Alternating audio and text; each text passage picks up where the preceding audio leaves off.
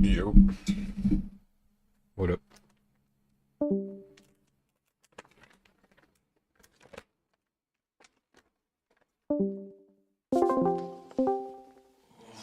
Bet she gives Oh. great helmet. I didn't want to move. Perhaps.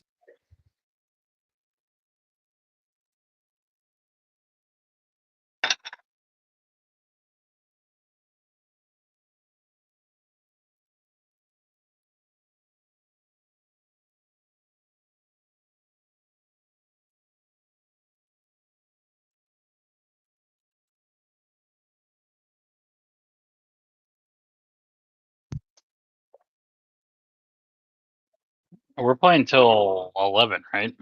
Correct.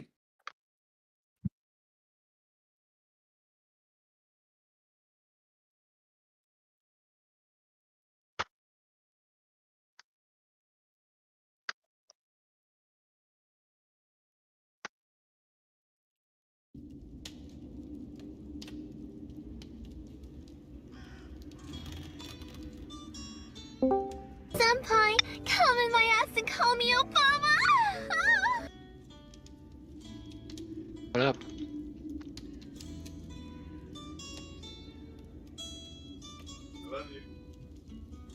I love you too. Love you too.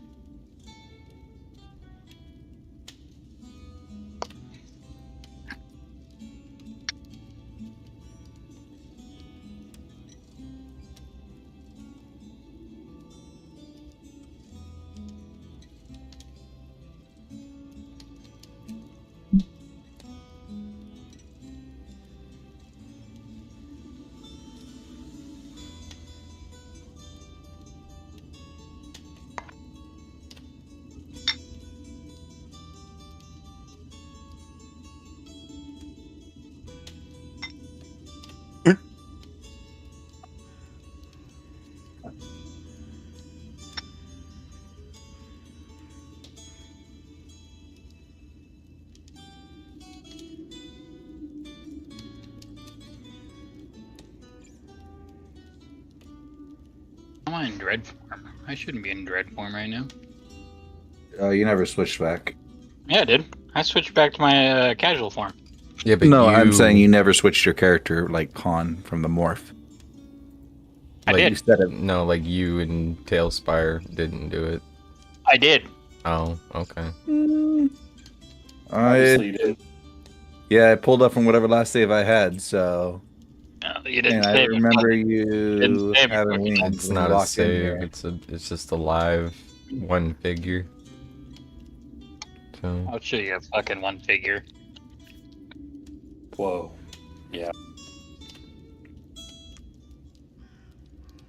you son of a bitch. I'm down.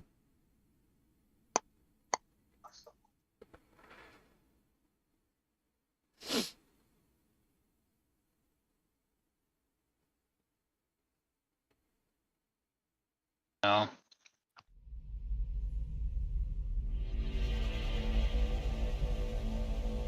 Actually, do we get a long rest in here? Not yet. You guys haven't rested yet. Can we? No. Yeah, Odd, you don't have a room here. You can do a short rest. Right now, I mean, it's you and Edmund inside. Oh, Ark is in here with us.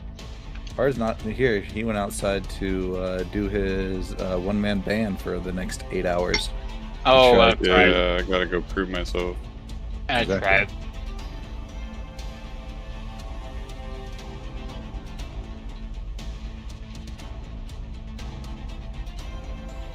Actually, I think I'll walk out there and fucking watch. When gotta do everybody, that. when we're ready, of course. No, I wanna. No, you don't. I'll be a fucking groupie, bro. Actually, please do. Kind of don't want us to be by ourselves.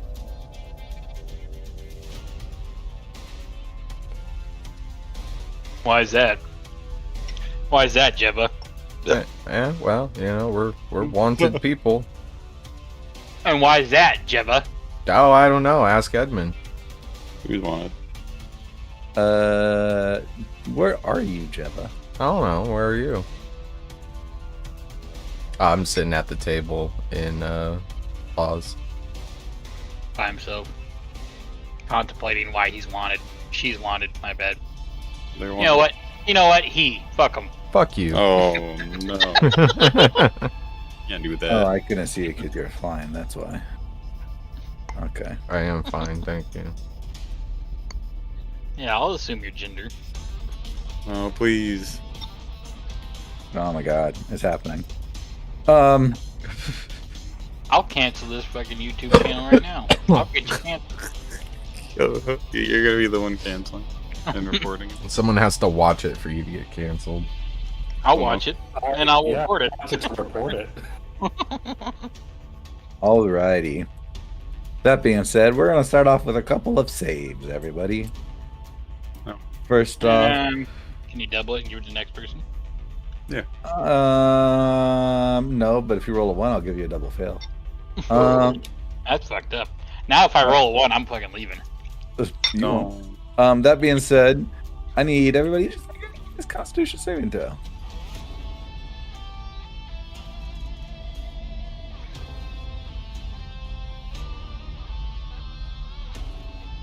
Fuck. 14. 22. 6. 19, Edmund, you're close to me, so you get +3 too. 22. Okay. Noted. I got the fucking pilk.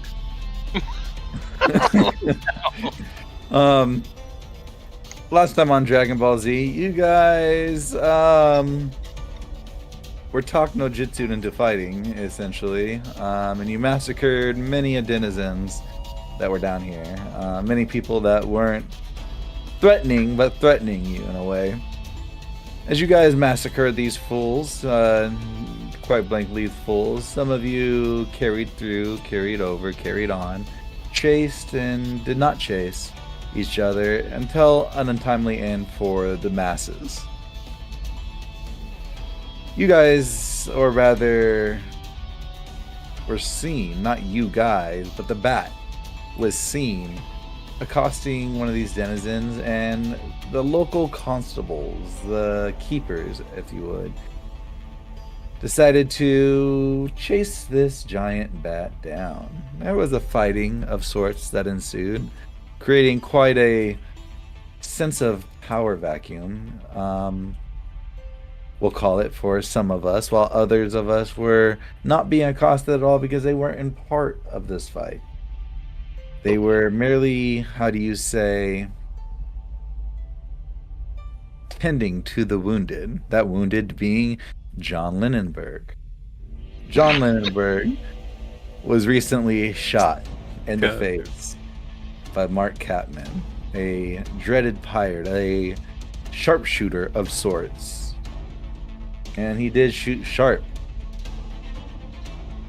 In the midst of this treatment, it fooled one of the party. The other one was not fooled at all. He figured it out right out the get-go, but played along. Until they met Yoko Uno to shore up favors and try to join the band. As they discussed these details, the other one, the one that was duped for a few minutes into the harsh injury that was occurred to John Lindenberg, found out to be nothing but more lax than what was brought on. Many healing spells were poured into him. We find Anax mauling himself over at the table. Same with Edmund. They're both inside the inn. Everybody, all of the beetles have left. Last we left Edmund, his nose was in a book. Last time we left Anax, he was in thought. Deep thought. Maybe not so deep as one would think. That's fucked up. Damn. It could be. But Jeva's doing Jeva thing. She didn't want to be alone, but here she finds herself alone. At a table, surrounded by people joyous people, up in arms in the sense of conversation, beer. You see a few people arm wrestling. A couple people are doing chugging contest. A few fish people are over in the corner, seem to be keeping to themselves.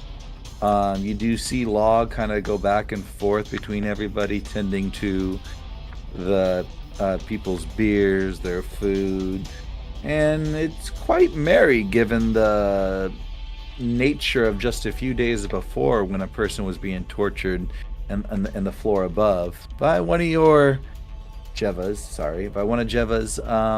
crew members. What's going through your mind, Jeva, right now? I'm trying to remember if I've seen a place that has diamonds.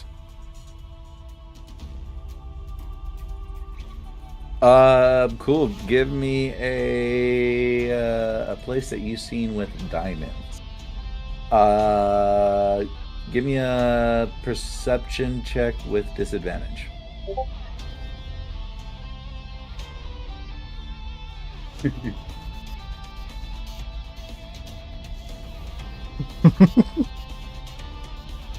Uh, 14. You have not seen a place that sells diamonds.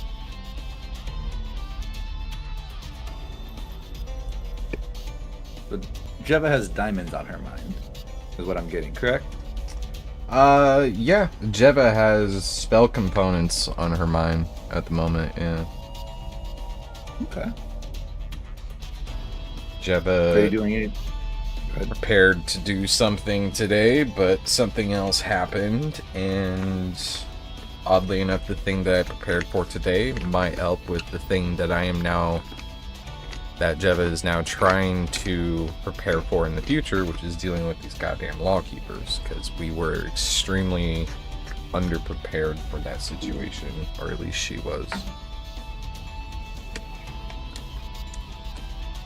Yeah, you guys have never really tried the might of the law keepers. You were shot at a couple times, Jeva, when you were becoming a gat bat, but a bat gat. But nevertheless, this was your first actual confrontation with a unit of merely 4 of these law keepers. Powerful molten slag being slewed at auspicious speeds, and lightning just zapping from these fingers and palms, emitting almost from their palms. Tell it's magical, but these things are constructs. Almost a hive mind. It's almost ambiguous. You do know that Warforged exist, but these aren't really Warforged. They're Warforged-esque is the best way to say. They're manufactured. More robotic than anything. Wait, they are? What? No, I'm asking They're as a player so that I can feel less guilt for fucking murking these goddamn things. They're what? Are they Warforged or are they constructs? They're constructs. Warforged are constructs. Yeah, but like a Warforged has like a soul. Okay, so the best way to think about them, if you don't want to think about Warforged, is they're a golem. Okay, that works. They're just connected. Yeah. Okay. Nevertheless, that was your first confrontation, actually putting metal to metal, strength to strength, magic for magic at one another. This is the first time, not just you, but Edmund too has really messed with the law. He's usually on the one of the receiving end in the sense of getting the enemies or getting the criminals put away.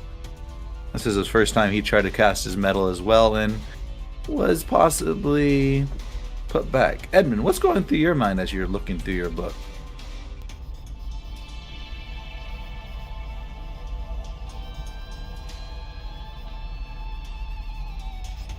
Nothing. Perfect. Edmund's so intently focused on his book. Okay. Hey, Anax, what about you? You're solemnly thinking there, and I saw you pipe up and ask, why am I wanted? I was more towards what Jeva was thinking. I was kind of open, but thinking about the possible corruption in the Church of Pelor. I'm trying to relive some of my duties as an Inquisitor and see if I was actually the bad guy in all this. Why don't you give me an insight check with advantage?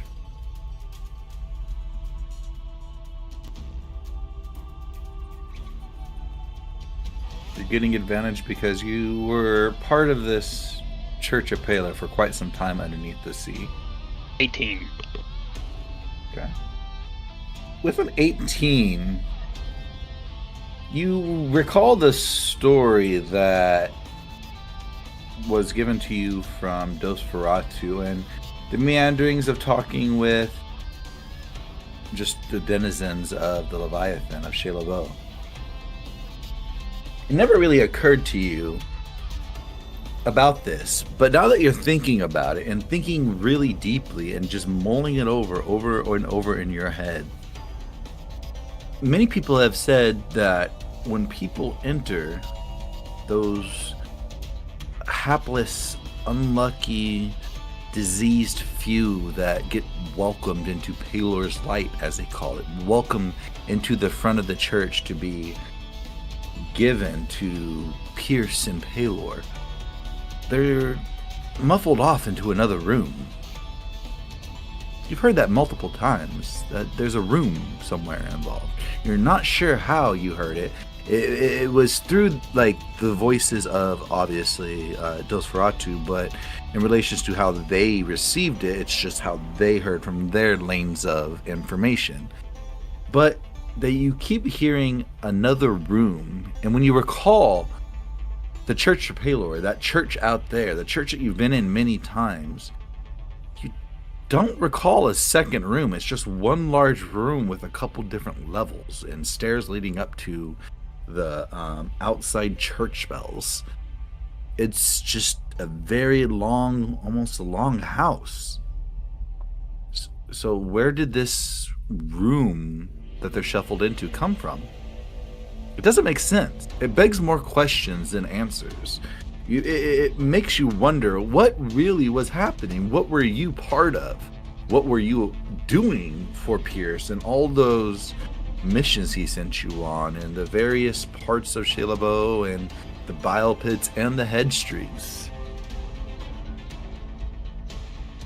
Nevertheless, you weren't really, how do you say,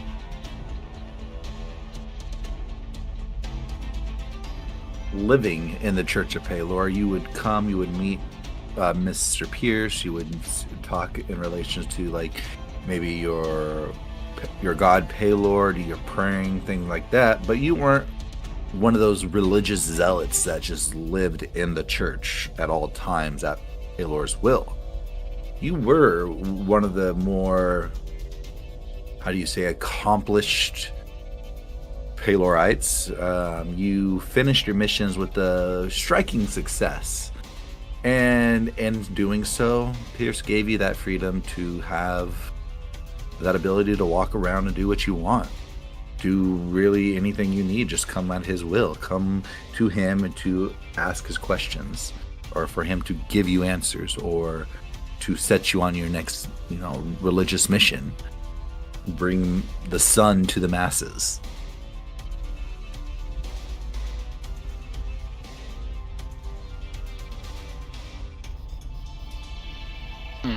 Indeed.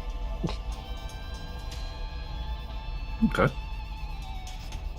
Yeah, sorry, I'm just thinking. Go ahead. You're good. That's it. We're gonna go over to Hard. Hard, you're seeing a group kind of growing in front of you. You see a rather large group of people just gathering all around. Behind the beetles, a few of them are kind of nodding their head. Last we rolled, we had you do a performance check for 3 different songs. Well, 3 different performance checks for 3 different songs. And then we had you roll to see really how many people you attracted based on your performance. You had a group of 80 people so far. Your goal is 1,000. You have 8 hours. You just used about 30 minutes to an hour up with these songs between sets, getting your breath. What I want from you is what's going through your mind as you're going from song to song to song? I'm killing it. You are killing it. You are rolling quite high. You are really performing with such an enamor. You see the Beatles kind of just rocking their head. The only one that's not rocking their head yet is Yoko Ono. She's stern as she's looking at you, listening to every flaw, listening to every perfection that is in your music. The crowd behind her is getting jamorous. Some of them are kind of bouncing. Others, hand in hand, kind of swinging. Very few are busting a move, as you would say. But they're on the cusp, and you can tell it. And you just need to put out just the next performance to really get them going. And so I need from you 3 more performance checks and 3 new songs. Alright. Looks like he beat you to it. Wait, yeah, I know he has like a fucking grid or something with all these songs saved. Let's see. Performance number 1. 29.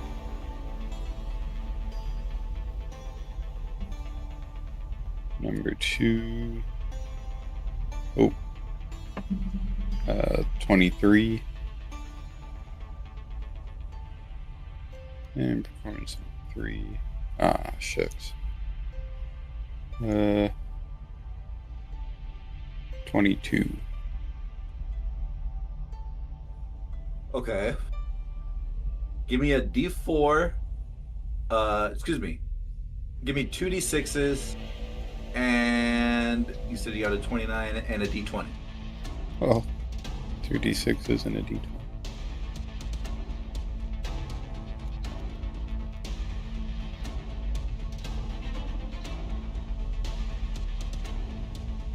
Awesome.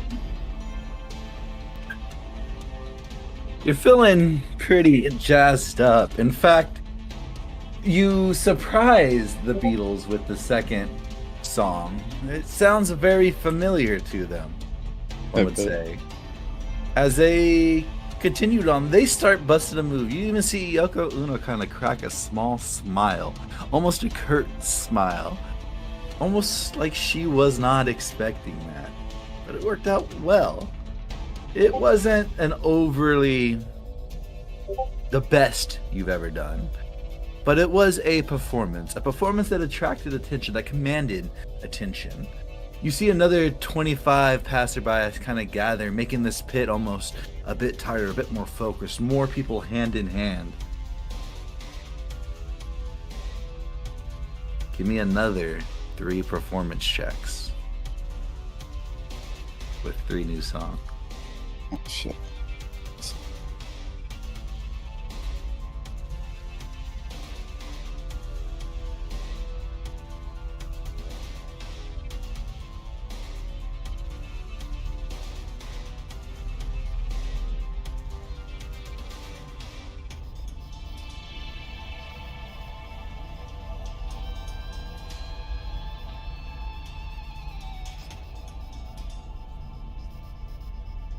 Amazing. All right.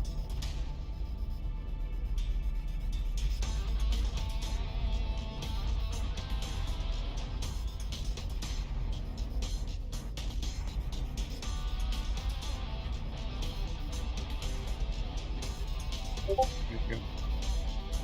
And here we go. Number 1, 28. Number 2, 17. Number 3, 22. Okay, give me a D4, a D6, a 2D10. Bro, that side picture with the flute in her mouth is just too on point. Like, what the fuck? 15. Okay.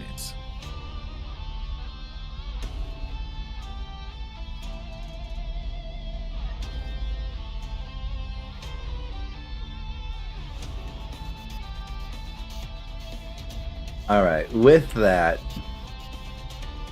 you attract the smallest crowd yet. It's causing you to sweat a little bit. You're at 120 people, and you're about an hour and a half in. Now, that's not really on tandem with 20 an hour or 100 an hour, but you're picking up the pace. You're feeling it because the Beatles in front of you, even though they're jiving, you see John Lindenberg is lip syncing almost to what he thinks the words is that are coming out of your mouth, following just a hairbreadth behind you, kind of like if you know the song, but you don't know the song, so he's kind of pantomiming it. But as he's putting on this performance, you see that his words or what he's trying to say over the roll of the crowd is almost on point, and you're feeling yourself inspired a bit. John Lindenberg has given you bardic inspiration. Woohoo. Go ahead and give me 3 more songs. Put you at 2 hours out of your 8 hours. With 3 more performance checks, sorry. You do have bardic inspiration.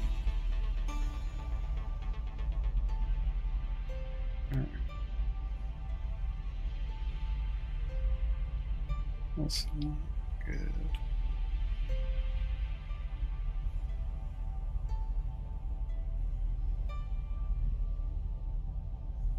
And that bardic inspiration is a 1d10, just FYI. Oh, nice. It's only for failed saves, though. Yeah. Let me double check. Pretty sure it is.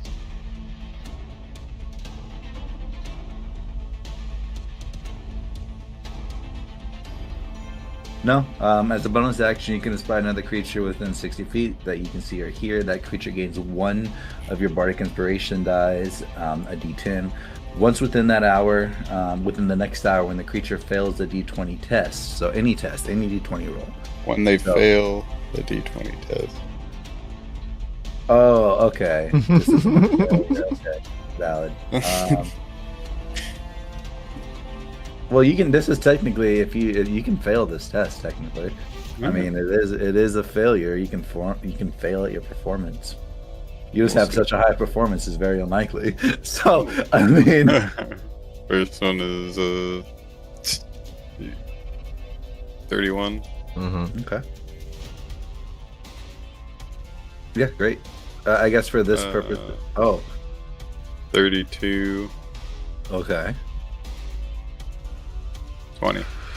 Okay.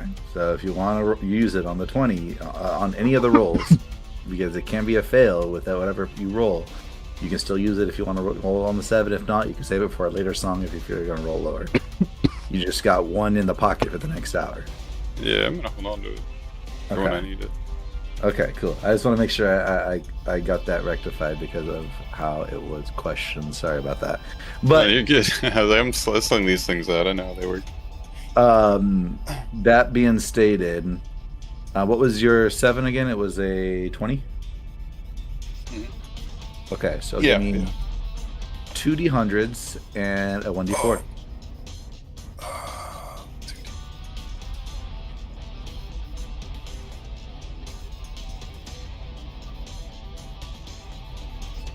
$102.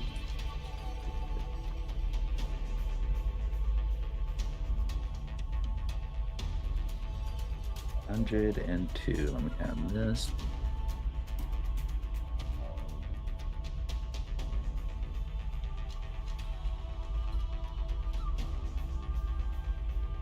Okay.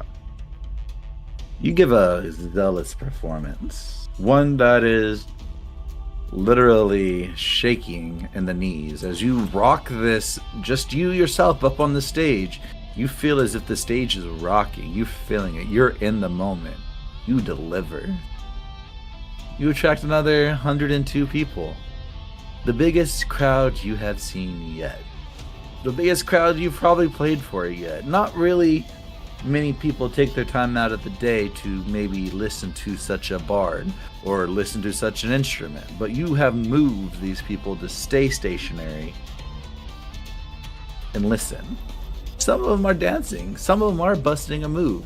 In fact, it's becoming contagious. Go ahead and give me another 1d100. Let's go. Also, in between each song, I'm yelling out, "Tell your friends! Tell your friends about this." Oh, 15.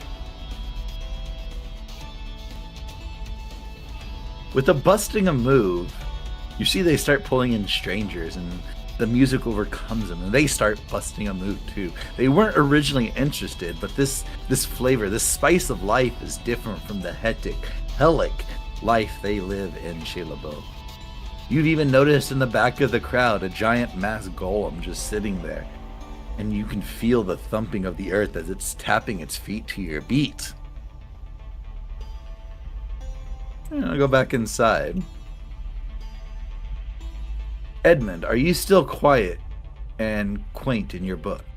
Are you doing anything particular? You were quiet earlier when I asked, but I think you may have been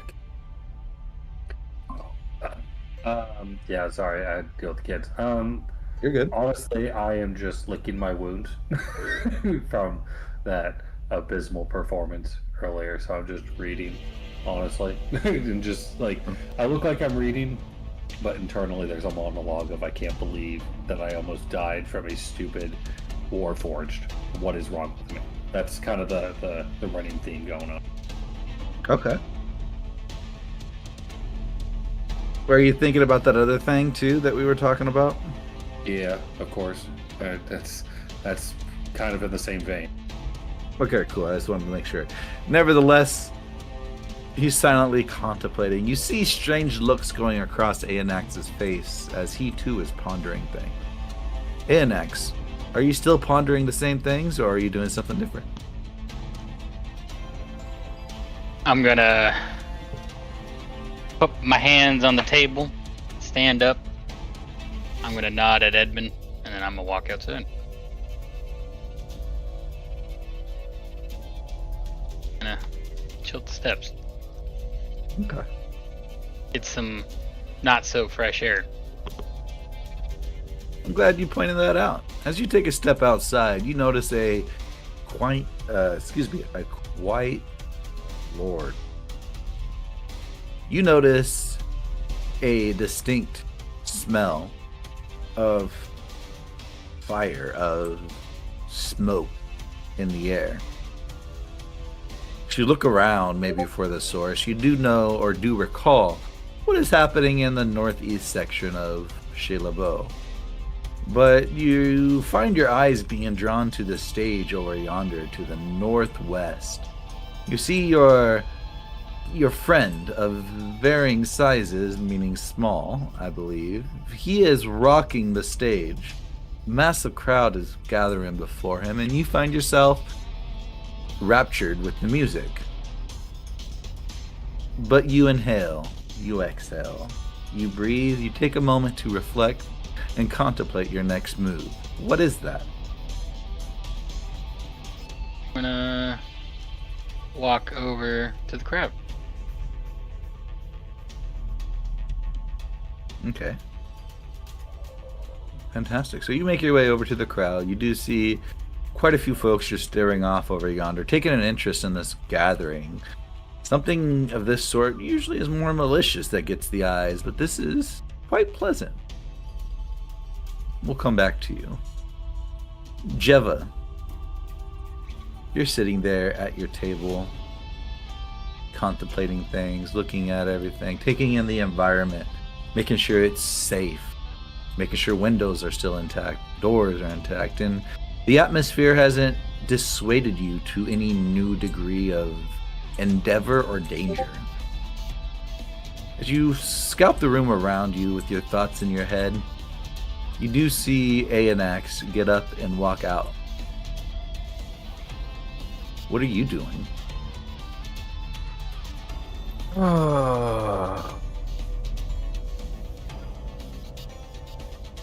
Slam my hands on the table I walk out the. No, I'm kidding. I actually will get up. I'll grab an empty mug if there is one on the table. If not, no big deal. And is there? Yeah, sure. There is one. Alright, I'll just grab it. I'll burn a spell slot and give myself a drink of water with conjure water or create water. Chug it, slam it down on the ground, and I'm gonna start walking out the door. Is Edmund still in here?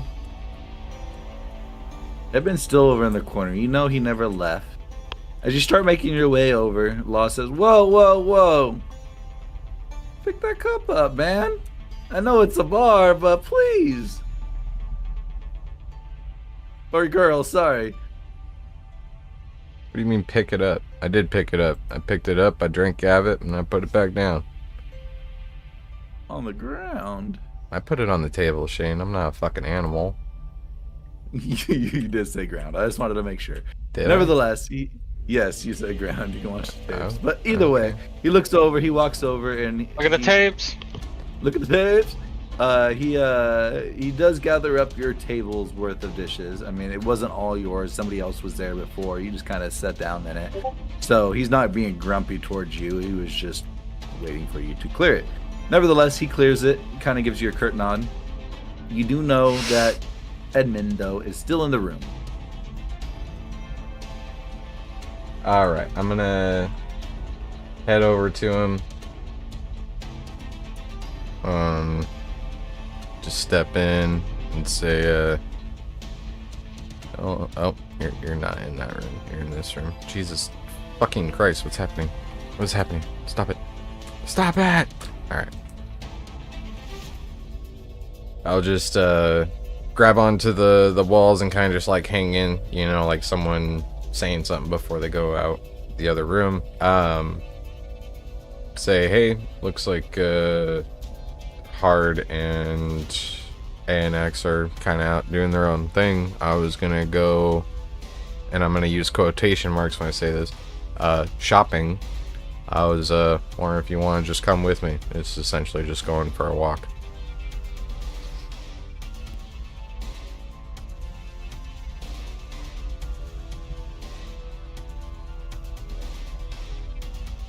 Are you there, Edmund?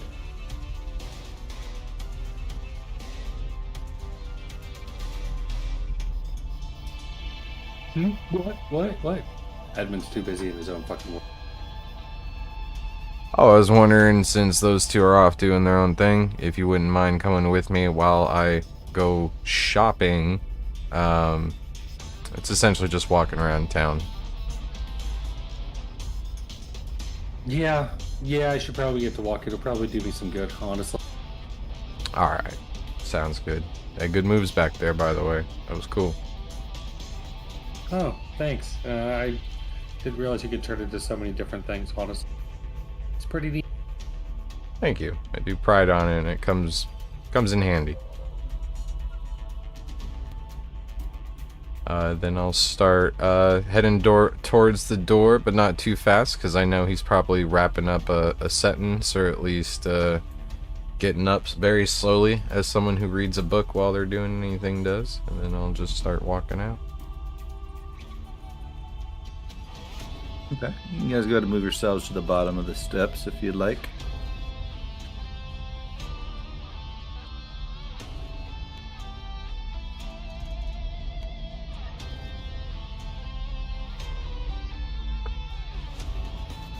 As you walk out, you hear the next saga of Hard.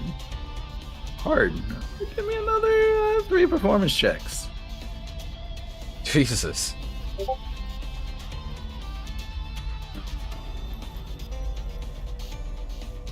They Delilah shitty fluid.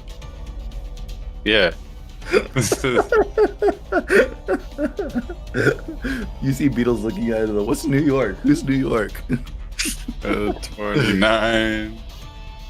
New Ark. 27. Yep, that's it. That's the money right there. The New Ark. and That's the money shot, baby. 22. So 29, 27, 22, you said? Yep. 29. Okay, give me 2d10. 27. Give me a d8. And give me a d6.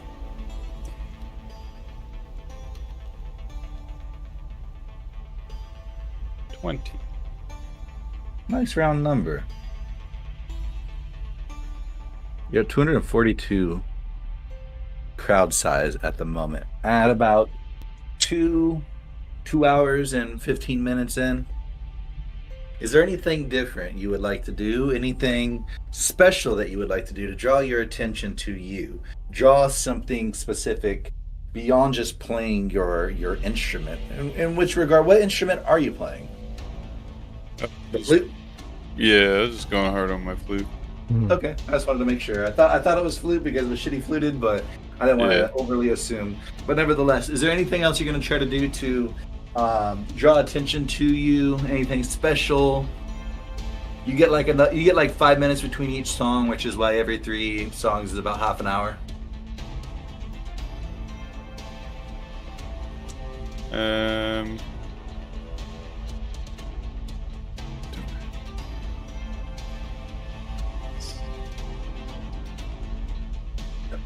Not really.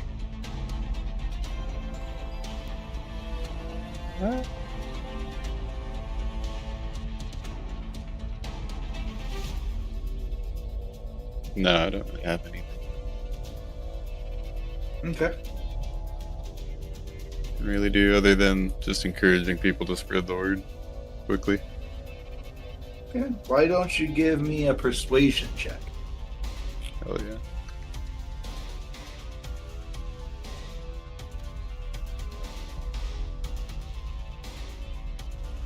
27. Okay. With the 27 on your next performance check, you see a large chunk of people go away. Roll a 1d10.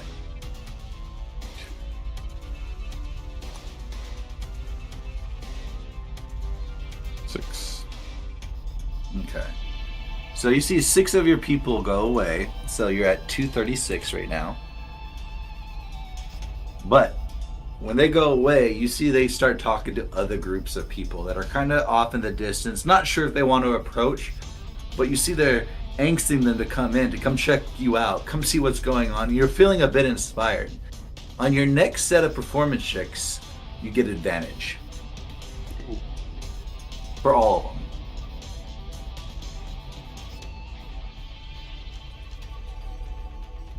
them. Anax, you hear Hard professing, or I don't want to say professing, but trying to encourage people to spread the word. Spread what exactly, Hard? What are your words you're telling him to say?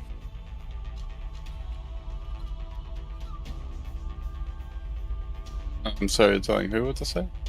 Like, what are you trying to tell these people to encourage them for? Are you trying to say Battle of the Bands, or you say, hey, come watch me? What specific, like, what are you doing to encourage them? What is the encouraging, like, what are you trying to encourage? Battle of the Bands isn't for another couple of nights, isn't it? Yeah, just say it's like a preview. Okay, so you're encouraging your own stage, what you're doing at this current time. Yeah, I'm not gonna lie to these people. Okay, cool. No, I just want to make sure. So you hear Hard putting out these words, and you see some people just start leaving and go and start talking to other groups. What's going through your head, ANX? What are you going to do now? Well, I'm not very charismatic, but I would like to sit back and enjoy my teammates' music. Okay. Brings reprieve to a troubled mind. Yes, quite. All right, Hard. You're looking over the masses, getting ready for your next set of checks, getting your next staple songs to be put up in the front of these masses. As you go to stand up and you look over, you see the shine of the armor, the shine of Aeonax. a colleague, cohort, friend, whatever you want to describe him as, somebody that's been traveling with you for a day or two, to whatever degree, you feel a bit inspired. So now you have inspiration, bardic inspiration, as well as advantage going for you. Oh. Give me another 3 performance checks. Alright.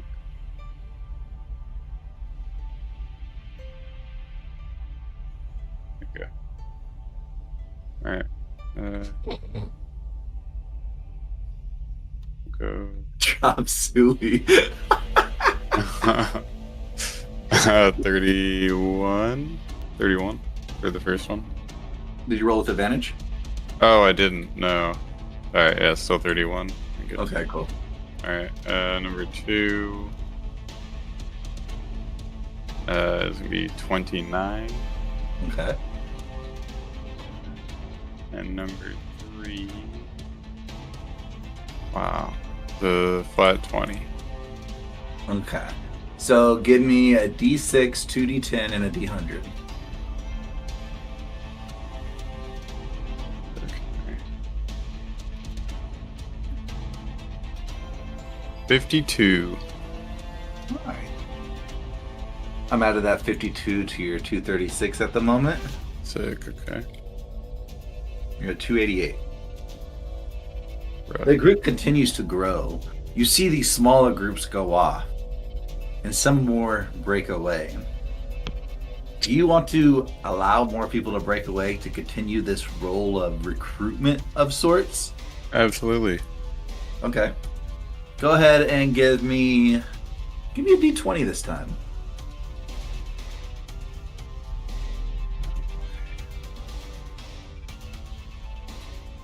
10. Not bad. Okay, so you're at 278, and people are breaking off. That highs that you felt from seeing all these people start coming to you, seeing your friend in the crowd, is kind of plateauing. You feel it kind of simmer down a bit. You're at about, this is at about 3 hours right now. You're at 2:30, you played a 30-minute set, another 3 hours. So you can make another check here momentarily. Jeva and Edmund, you guys watch this unfold, and it's a welcoming sight. The trash city that you live in has a little bit of spit shine right there, with Hard giving this, how do you say, performance to everybody. What are you guys doing? Where are you guys going? I'll just look over and look at Hard playing his music and go, well, that's our musician, all right. He's doing really good. Anyway, man. Wait, he does magic? Musician. Sorry. Magician. Right. He does magic.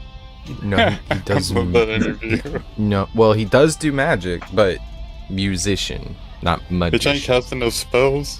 Thank you. I was hoping that wasn't like just. No, I love that interview Yeah, so okay. much. Yeah. I didn't see it. I missed it. Sorry. I got you. Okay. I heard it. Okay, I'll watch it after this. It's a minute and 20 seconds. Just watch it right now, and then we'll Alright. contextualize the whole. Baby, one we thing all about know me what it's is about. everybody You're know the I'm super missing- with the Gucci, so I always make a lot of money. That's amazing. One nut under a grave. I didn't know that about you. I just What do you know? I'm That not you're a a musician. musician. That's the first one that came But up. that's why I'm interviewing you today, so I can get to know you. So I'm a musician. Mm-hmm. What the fuck that mean? Make magic or something? Watch it. I didn't even pay attention. I find out it's like a deep fried edit or something.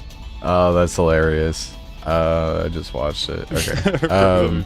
Somebody does magic and shit. Yeah. I'll just look over at Edmund and ask him, hey, by the way, do you, spell components wise, you know any shops around here that has, diamond dust? Ooh, Do I know any Shane? for drugs. Give me a history check with advantage. Please fucking roll. Hi. Oh, Using low? some, Okay, I got some of that diamond dust, you know. Mm-hmm. Yeah, I'm sorry, this shit. You know what I'm saying?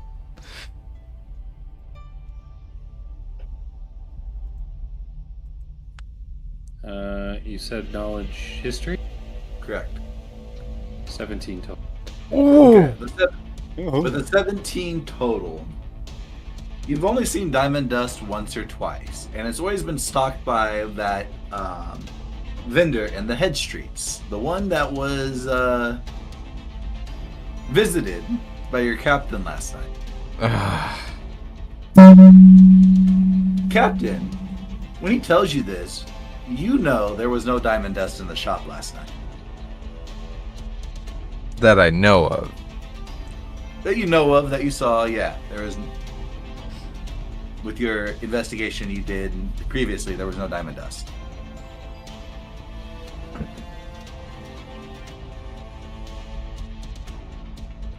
But Edmund, that is what you know. I relay the information. Did I fucking prepare Aside this? from that, that's all I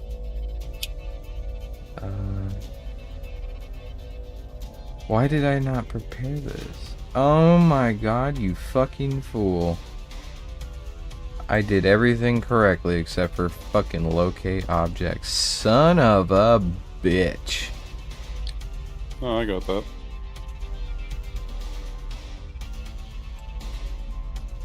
Okay. Doesn't help you, but I got it. Yeah, thanks. Alright. Is there any shops that you haven't been to, Edmund?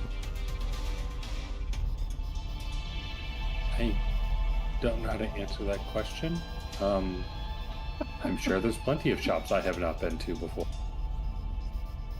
You wanna lead the way, and maybe your lack of memory of a shop will point us in the right direction? That okay, yeah, that makes no sense, but sure, let's do it. Let's Alright, cool.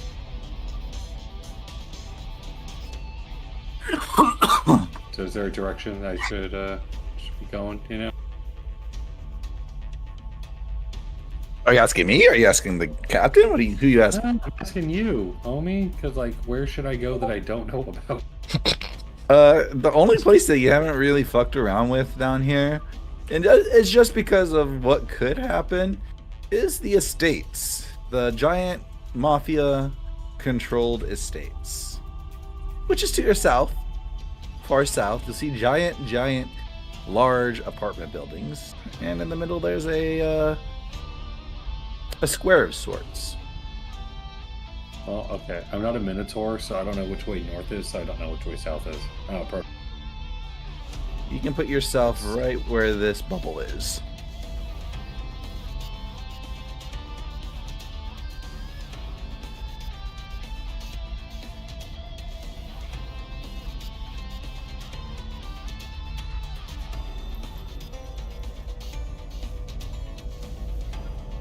All right. Jeva, why don't you give me a history check with disadvantage? Oh.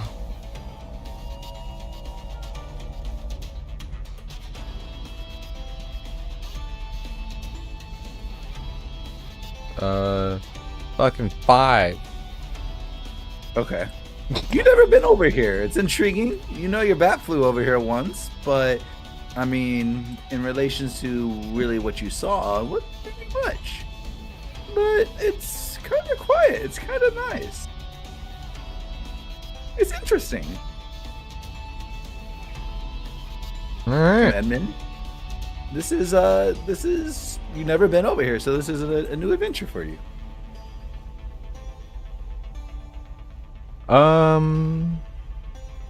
I'm going to cast Bark Skin on the both of us. It lasts for an hour, and our AC is 17. Okay. Ooh, neat, perfect.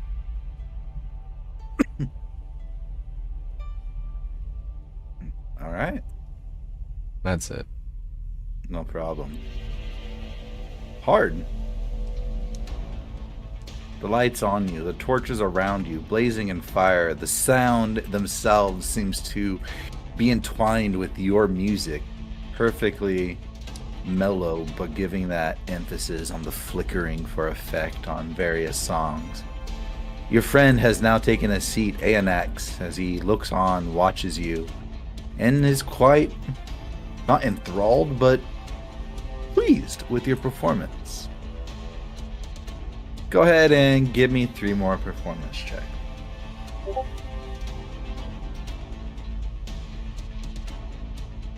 Oh, so. Oh no, those are Alright.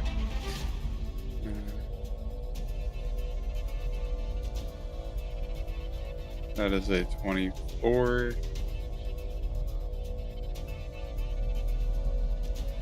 A 27.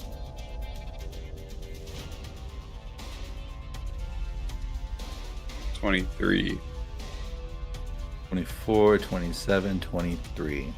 All right, give me a D6, D8, and a D10. Sag. 15.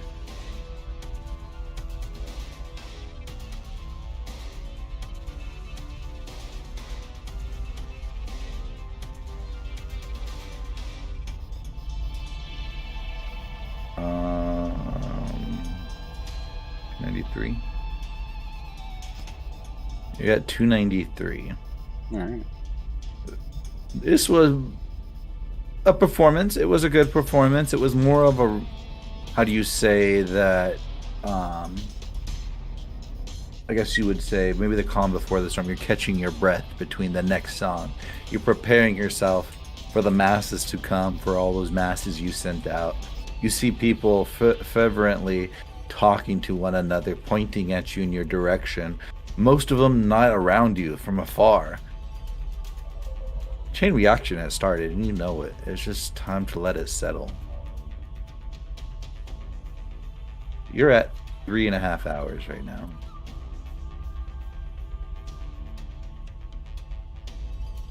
Are you going to do anything different? Are you going to do anything special? Just keep on performing and having people cry your word.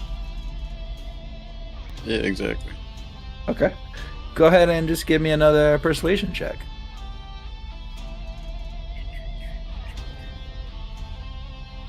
No.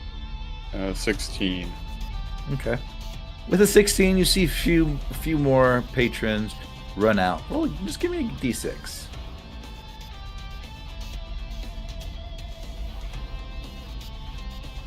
Four.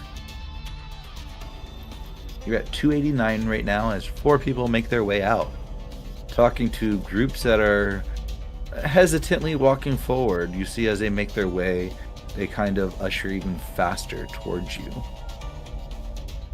Go ahead and give me another performance check. This time you can have 1 with advantage.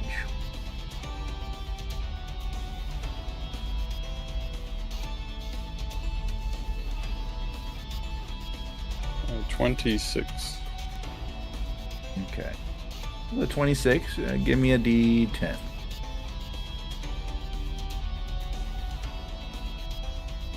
Two.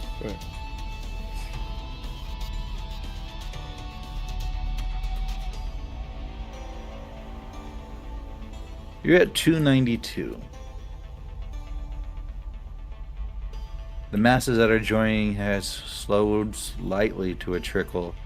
But you still see those patrons out there ushering them forward. Many of them out of sight now as they walked further to the town squares and to the hobo world, or excuse me, the hobo homes.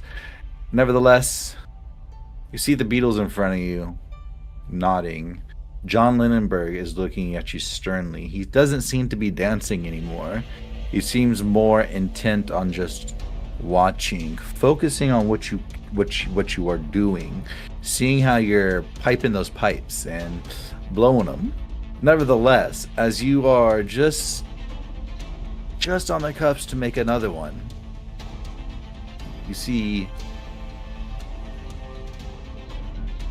Hold on. I'm sec.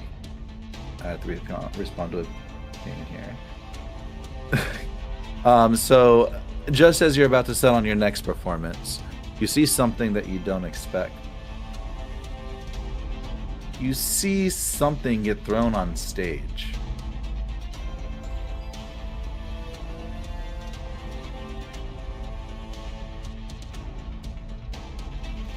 Give me 1 second here. I'm checking something if I have it.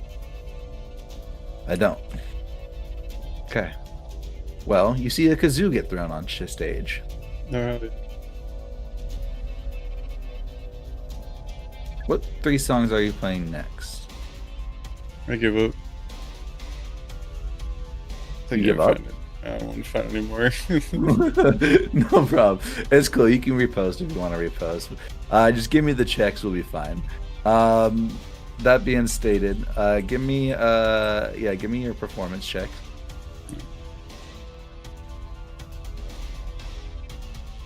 That's a 28. Ooh, 14. I'll use my bardic inspiration on that one. Okay. Oh. 16. You rolled a d20. Roll a d10. Oh yeah, I had three checks to do. Right. Oh, okay, yeah, sorry. And then, okay, my bad. It was just so close, I thought. Okay. Yeah, my bad, sorry. No, it's fine. I'm just high, so it's my fault. So altogether it's gonna be 28, 16, and 16. Okay. Okay, with a 28, give me a 2d10. With the 16 and 16, give me 2d4.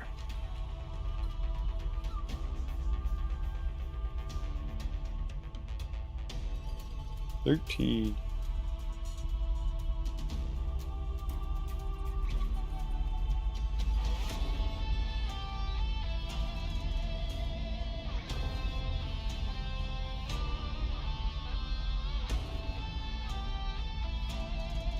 Okay.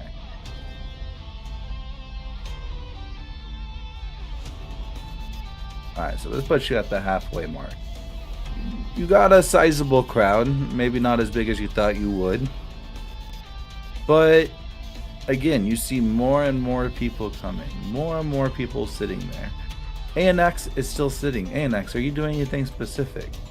Or are you just enjoying it? No, I'm just sitting back and enjoying. Okay.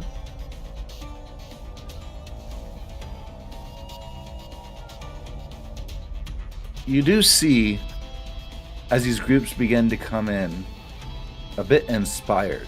You feel yourself, even though you're not to that you're at the halfway point, but not halfway to the crowd size needed, you feel determined. What's going through your head right now?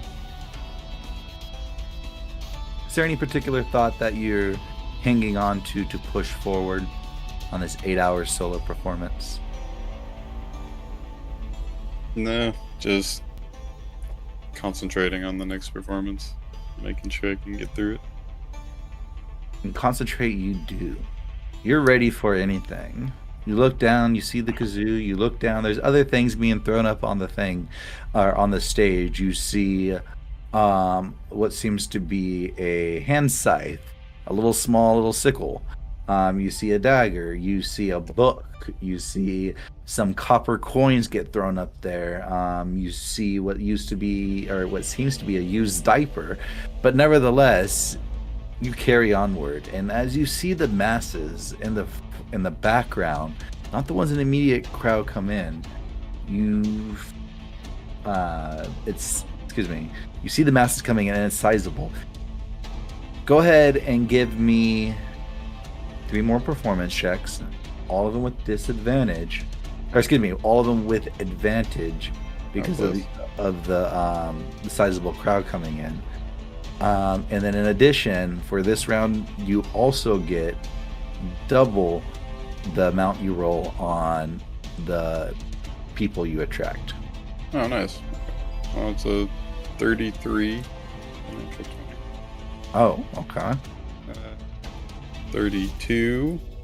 Oh, damn. Holy It's another fuck. 33. Okay, God well, this damn, was bro. not what I expected. So the double 20. So for each 20, you get 2d100. So you got 4d100 right there. The other one, which was the 19, that one got you another d100. So you got 5d100. It's 2 after. Watch low rolls all across the board. Oh no, it's gonna be like 10. Yeah, so 10d20 then. No, Or excuse me, 10d100. no. 277. That and that. I'm assuming that gets multiplied by 2, not the dice.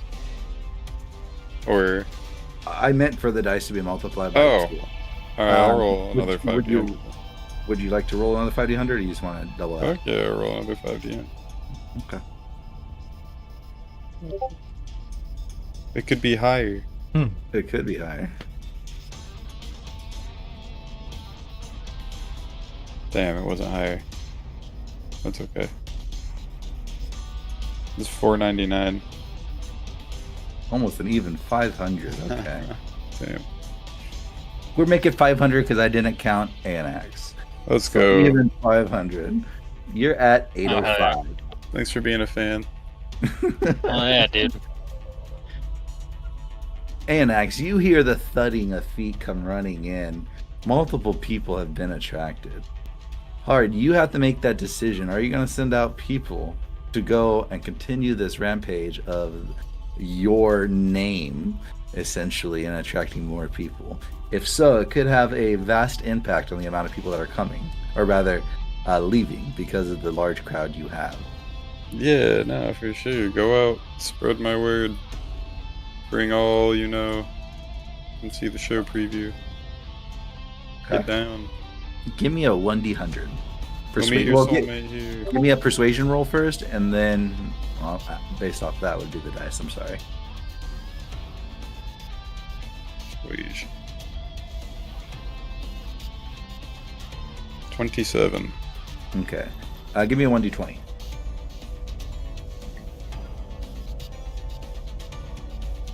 Four. Oh. Fuck. So you see 4 people out of that massive amount of people come in, decide to leave and go spread the word of Hard the Bards. You're at 801 at the moment. We're almost there. Moving on a prayer. Hey, Annette. Are you doing anything at all? You just chilling still. Is there like people that like I could see like within like behind me? Yes, you're in a crowd of people. No, well, no, like not in the crowd, but like away from the crowd, you ass. Okay, so let me. Like, I try to get their attention to come over here and everything. Oh, okay. So you want to assist with giving his name out? Yeah, essentially. yeah. I want to start Oh, yelling at thanks. people. See if I can help. He's so Oh. fucking close. Now that it's almost done, now you want to help. I see. Oh, don't say that. Alright. No, Well, I'm just kidding. He leaves, so he puts you at that flush 800. Yes, there No. are people. So there are people around. A lot of the people that you see coming inwards, they're coming in with expeditious movement. So those people you probably don't need to talk to. But as far as crowds, you see crowds to the east, mainly adoring the fire. You see a large group of people over there. You do know that there is a town square to the southeast that you can go possibly check out. But in addition, there's another town square to the north, to the southwest, very far southwest. The So there- southwest one is likely to, if you were to go there, it would be very unlikely that you would get back in time for, I don't know, I lied. You'll be able to get back in for the end of the performance. Okay, hold on. Let me see if I can.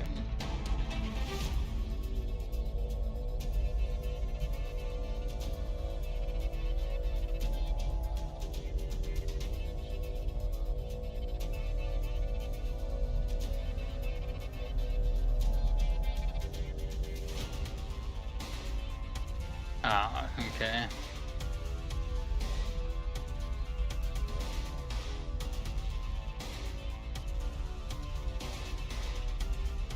I was gonna like cast like fucking dancing lights or something and start doing a fucking rave to get people's attention, but I don't have fucking.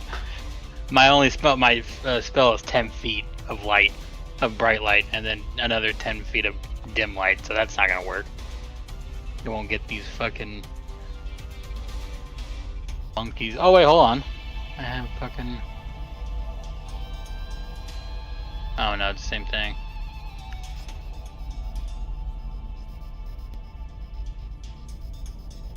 I'm gonna like shout over at the group and like wave at them to come check it out.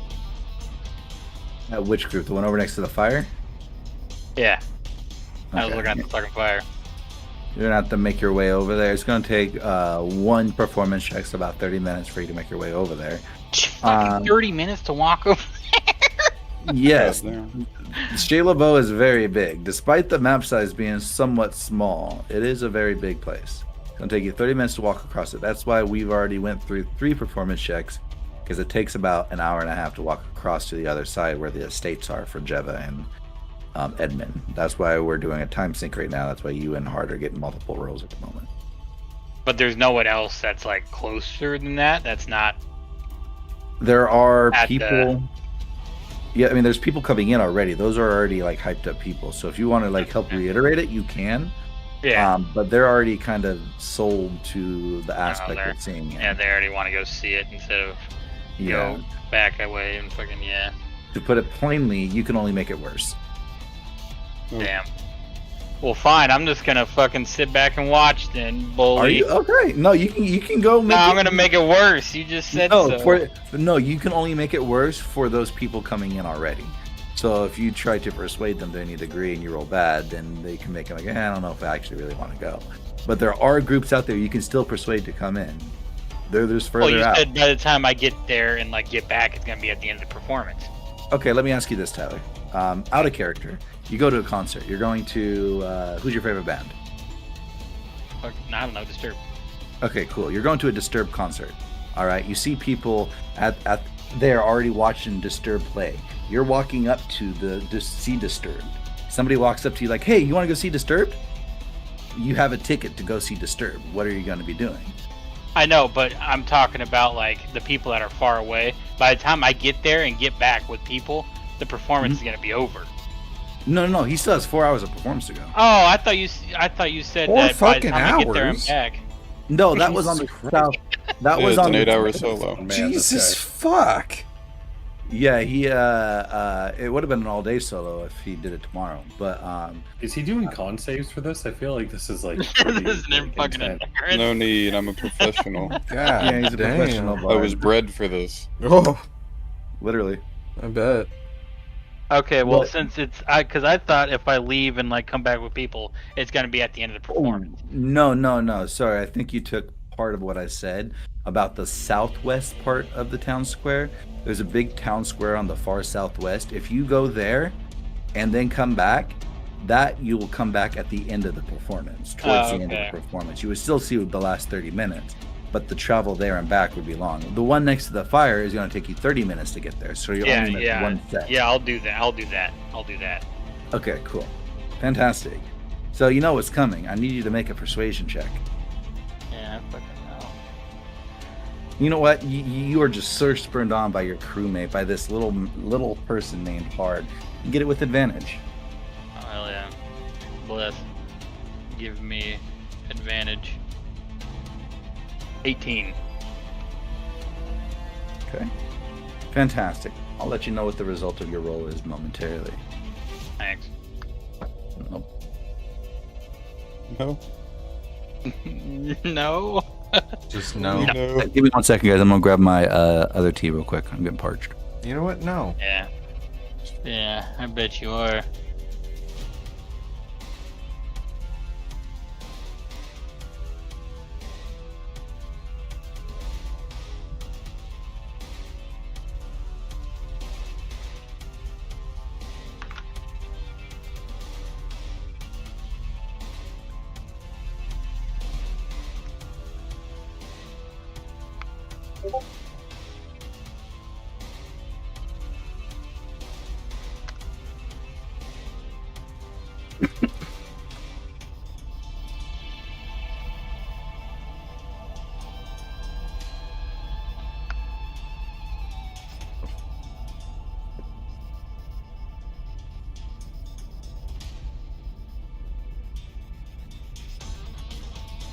All right, hard.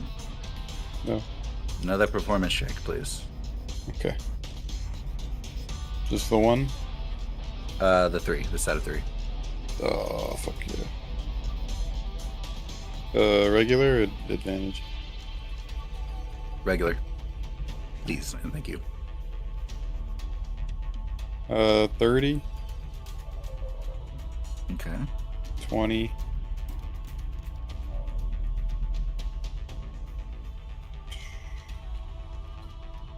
24.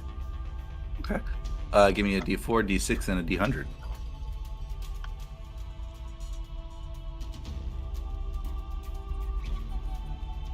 $68. Damn.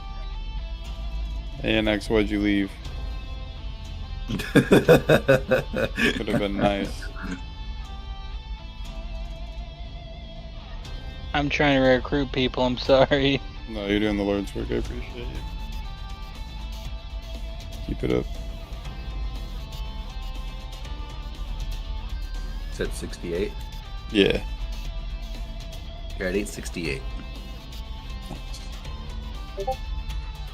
We are finally synced. Let me go ahead and go back over to Edmund and Jeva.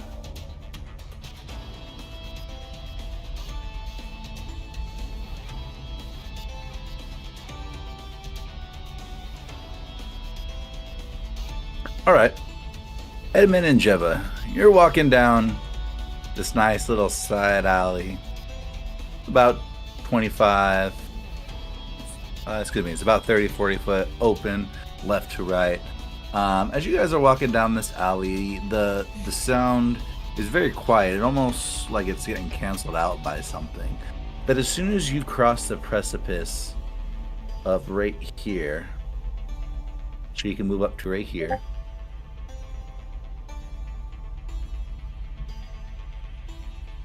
you get like blasted with sound, not in like a negative sense, no sonic damage, nothing of that of sort. It's just like almost you passed a barrier that was there to lull the roar of this. And as you walk into it, you start hearing yelling and echoing. You see people hanging out the windows yelling at each other. You see one kid from one apartment building has a string going from their window to another kid's window, and they're talking through a can on like a little phone, and they're just listening and they're having fun. You see another baby fall out of a window and just smash on the ground. It's just hectic here in all degrees. It's that drastic. It's wonder, and then it's desecration. It's like enamoring, but gross. You come across this other town square. You see these steps are ladled with filth, grime. It looks like it may be just like maybe old acidic spills of some sort. But as you look further, it looks like it's just dried, pasted shit on the steps. But nevertheless, as you walk up, you can move up to right here if you like, or you don't have to. You guys can still turn around. I'll roll a perception check, but yeah, I'll yeah. Go ahead, roll a perception check if you want to roll a perception check. You too, Edmund, if you want to. You've never been over here before. 17.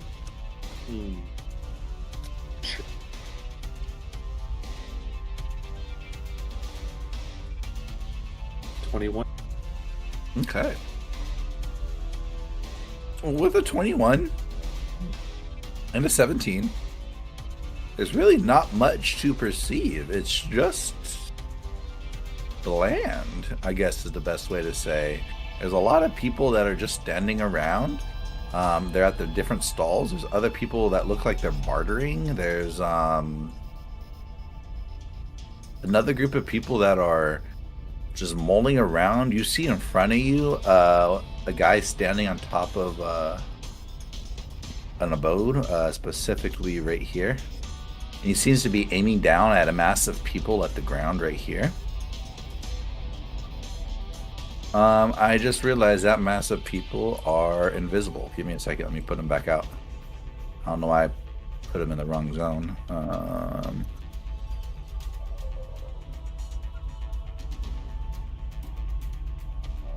Here you go. Oh. Yeah, beat their ass. They're still not coming out. What's going on? We support your choices and we love you no matter who you are.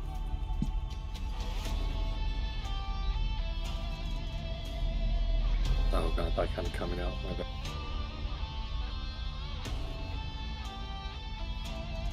Game, what's going on right now?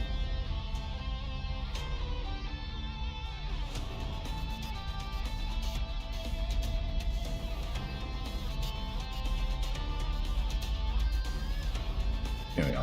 You see this guy just pointing down at these children and other brigands with his arrows. He sees you guys come walking and he starts yelling, and you see him pointing. And as he starts pointing, around the corner, you see a tiefling come walking. Well, well, well, found yourselves on the wrong side of town, boys and girl. Boy and girl. You guys have business with us? If not, I suggest you turn around. You never know what happens to a couple pretty little things like yourselves. Is this a dude or a chick? It's a chick. She has a knife and she's just kind of pricking it, her fingertip with it. I just look at her and say, well, we're just passing through looking for fucking what do you call it? Spell component shopper. Shopkeep. Shop. You got a pass? I do got a pass to get over where I'm going, yeah. Oh, really? Let me see it. Okay, and I'll start walking. Whoa, whoa, whoa. You don't just walk through here, you need a pass. I do need to pass. That's what I just said. And then you said, show me. And I started walking. You see her pull the dagger away from her finger. She's looking at you.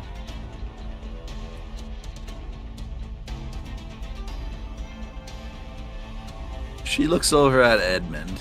She kind of just leans to the side and looks past you. Well... She seems almost at a loss for words. I know what I said. And I can't really stop you from thinking about how you took it.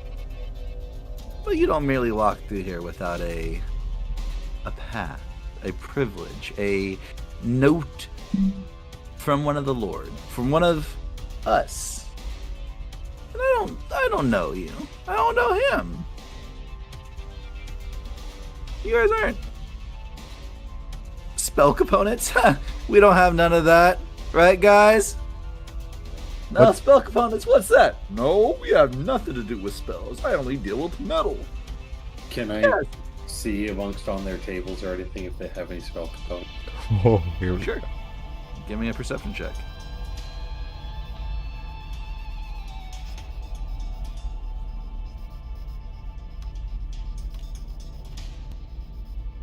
It's a 20 total.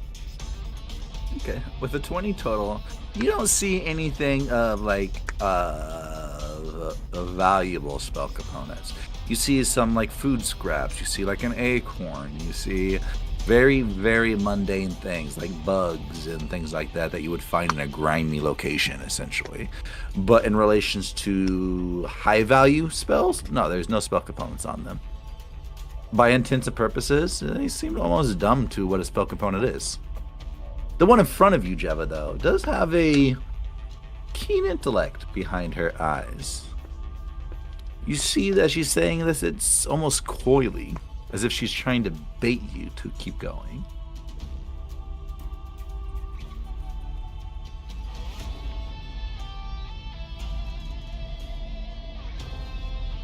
Is there any other way into this place? I mean, probably. You have to find out. What other way would you like to try? On the way here, did it look like I'd have to really go out of my way to try and find another place to go around?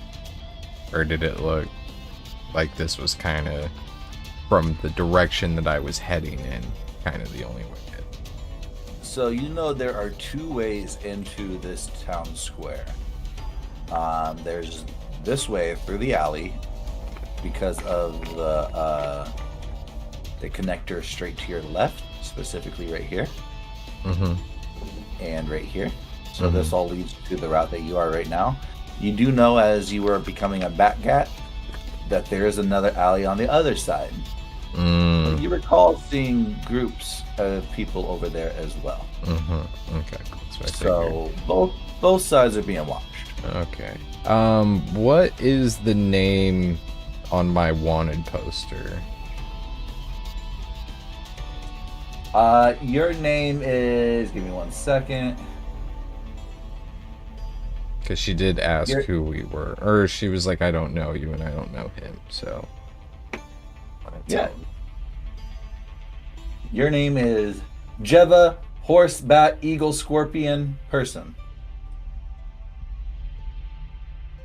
Yeah, not a fan of that one. I thought they didn't know about the horse. Yeah, they don't know about the horse.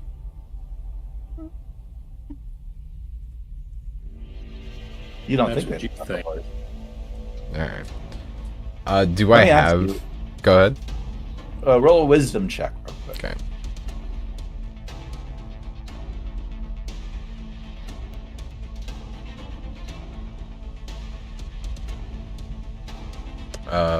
They do know about the horse because you were Warforged. Or excuse me, you were at the prison where there were where the Warforged were outside of the actual gates. Didn't he turn into a horse not 3 minutes ago in front of the Warforged to let me ride him? Oh, yeah, I did do that. Fuck, you're right. And the other aspect too was that you, as a horse, you ran away from the guards when they were getting all like hitting you in the butt, and you hid behind a pillar, then turned into a bird and flew, and the horse was gone. But Yeah, is that but enough I made time it to get new posters out. Posters. So it's been 2 days or let me see. Yeah, it's been 2 days since the prison. Yeah, but I thought I prison made it break. look like the horse just freaking killed himself. By jumping off the side of the fucking bridge. Okay. I'll have to watch the tape about the jump. I don't recall the jumping, but that might be my mistake. You're good. I might actually not have jumped because I didn't trust you. I will... Do I have my wanted poster on me? No. Okay. In relations to Andrew's question, there are wanted posters, but as far as the amount that you're thinking of, no, there's probably not a lot of wanted posters up. Just probably out to the Bounty Guild, the Merc Guild that you guys are part of. So you could get your hands on one if you want to go to the Merc Guild, but Yeah, it's all good. I'll just look at her and say, well, I'm Jeva, one of many forms. Got a pretty high bounty, and I'm a bounty hunter myself. This is my my new crew member, and he can introduce himself if he wants, but we will be passing through. she looks at you as you're watching her and giving your thing. She doesn't seem very interested. at all, but as soon as you say that you have a pretty large bounty and a bounty hunter yourself, you see her kind of stop and she's just looking at you.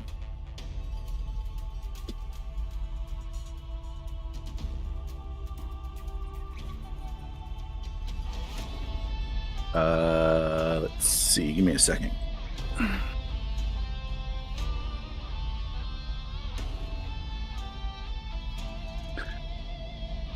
She looks at you and she says very distinctively, "You're not going to go anywhere we're not going to want you to go." And that's pretty much here. You're not part of the family. You're not part of a family. You may have a family, but if you press onward, you won't very much longer. And let me tell you, there's 3 different families, 4 actually, and 1 in each of these buildings around you, and one of them's going through a grieving process, and this is what this is all is. We're having a party, we're having a grand old time, and if you want to continue to press onward, we'll have you meet a fiery friend of ours,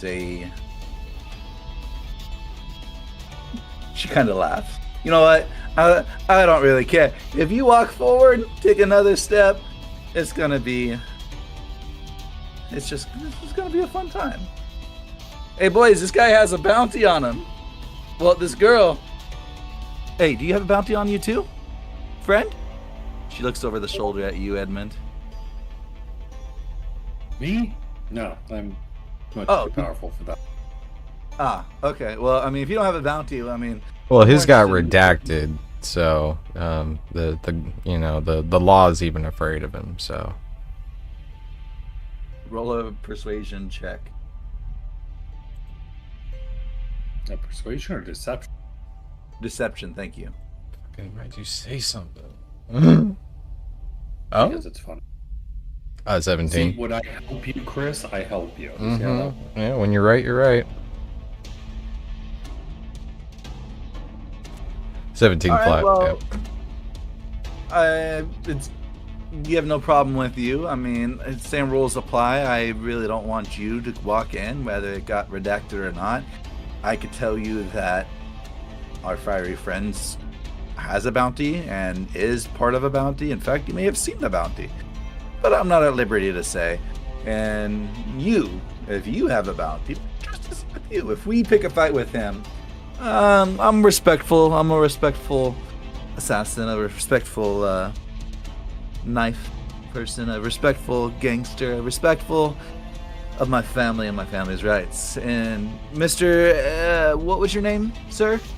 And she's looking at you, Edmund. Edmund. Oh, thank you, Edmund. She looks at you. She looks back at you. If we have a fight with her, we have no qualms with you. Just don't interfere. You know, it's a harsh business living here. We need every way to step forward. And again, like I said, you. And she kind of puts her finger in your chest, Jeva. Ooh. You are not welcome to this mafia. As soon as that happens, I give a look at Edmund and say, I'm really sorry. I wild shape into a dire bat and try to pick this bitch up as soon as she puts her finger on my chest. Okay. Make a athletics check, right, for a girl.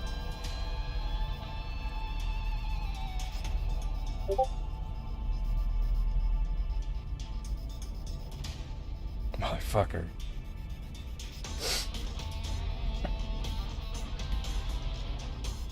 $12. Okay. Fucking Edmund, you see curb. Jev. Sorry, go ahead. Go ahead. Nope, you're good. Edmund, you see Jeva state what she states, and then she turns and she changes into a giant bat. Jeva goes to grab with her bat talons, bat feet, whatever you want to call them, at this person's arms and shoulders. You see a sprawling of sorts come between both of them, and ultimately Jeva comes away with nothing. What do you do, Jeva?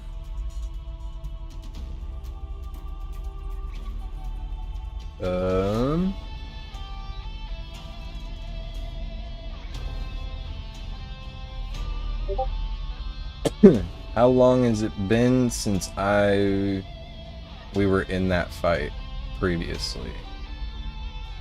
So you guys left the ale house at about 2.5, 3 hours into Har's performance. Okay, So never it's mind. been about 3 hours, 4 hours. Alright, that's fair. Yeah, we're going to cast,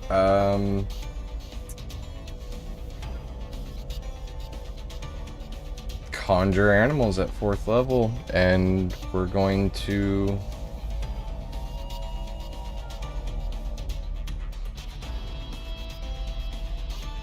Alright, here we go. This is... It's gonna be starting next to me. And then it's going to move into the range of the others. So let me get a bubble going. Sorry, I was reading the spell while also planning it.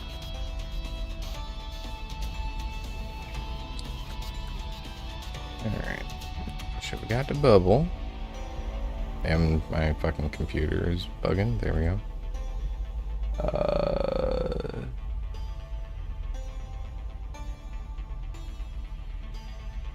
If I'm within 5 feet. How big is the pack? Those ethereal creatures. It's Yeah. No, I know. Oh, yeah. So they're only a tile big, but they have a radius. They don't have a radius. Yes, they do. Whenever the pack moves within 10 feet of a creature you can see, and whenever a creature you can see enters a space within 10 feet of the pack, or ends its turn there, you can force the creature to make the dexterity saving throws. So the range is 10 feet away from the tile. So is that's 2 tiles, yeah? 10 feet is 2 tiles, correct. Okay. So I would like it to start to where it's right behind her. So I want it to start here. And I want it to...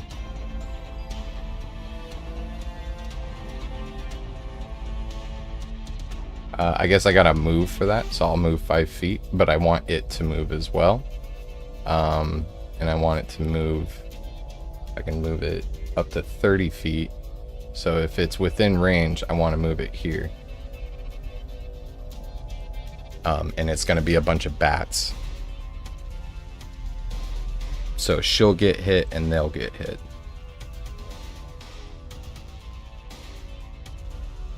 Why are you doing these, Chris? Because she poked you in the chest? Yep.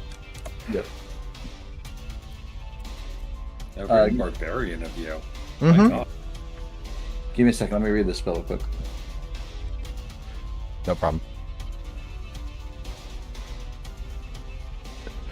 Well, I guess I'll rage. You'll rage? Oh, wait. Oh fuck! The muscle wizard has returned. Let's do it! Yes! Yeah, can I just swap my intelligence for my strength, please? That would be... Oh my god, that'd be so good.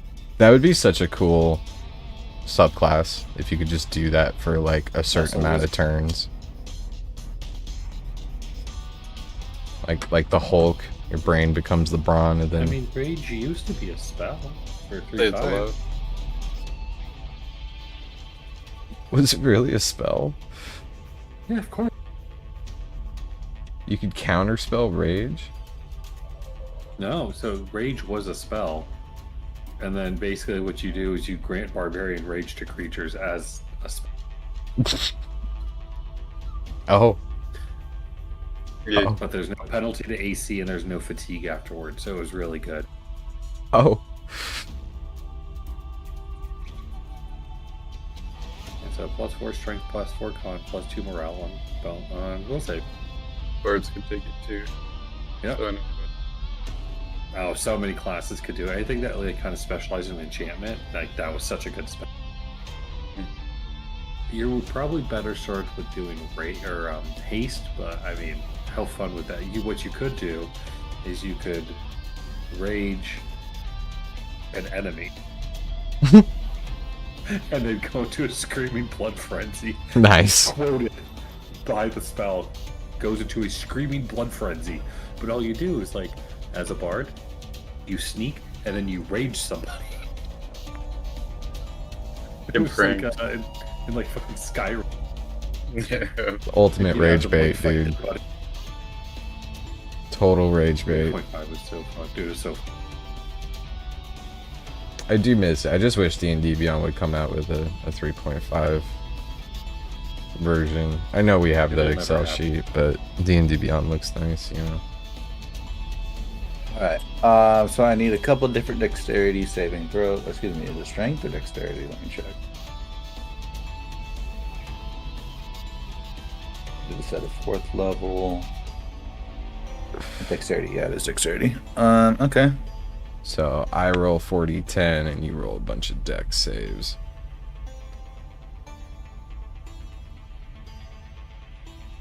Unless you want me to roll them individually, but that sounds painful. Just go to roll your damage, it's fine. And are you sure about this? Yeah. Okay.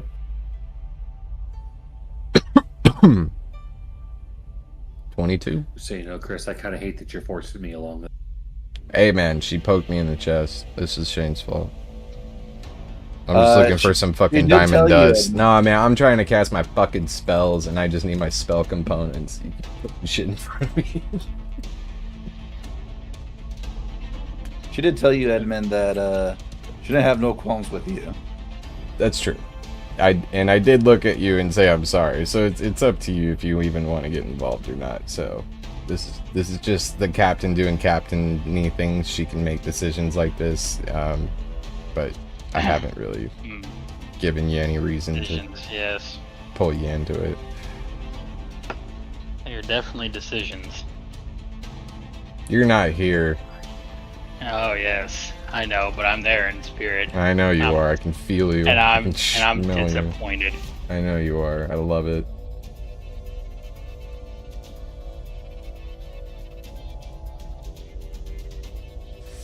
Part of me wants to upcast, banish, and save them.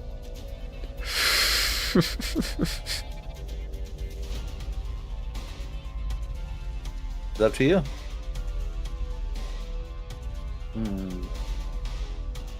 How about this? Why don't you roll initiative? What are you talking about? Well, I guess I can choose. Fuck.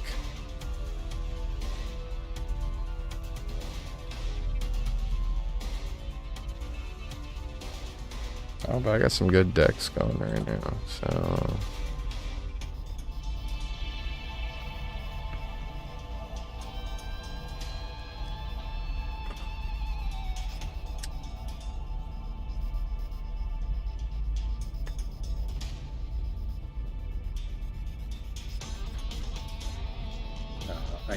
I don't know if it like bring it out, but 18. You got 18, okay. So you got 11, Jeva.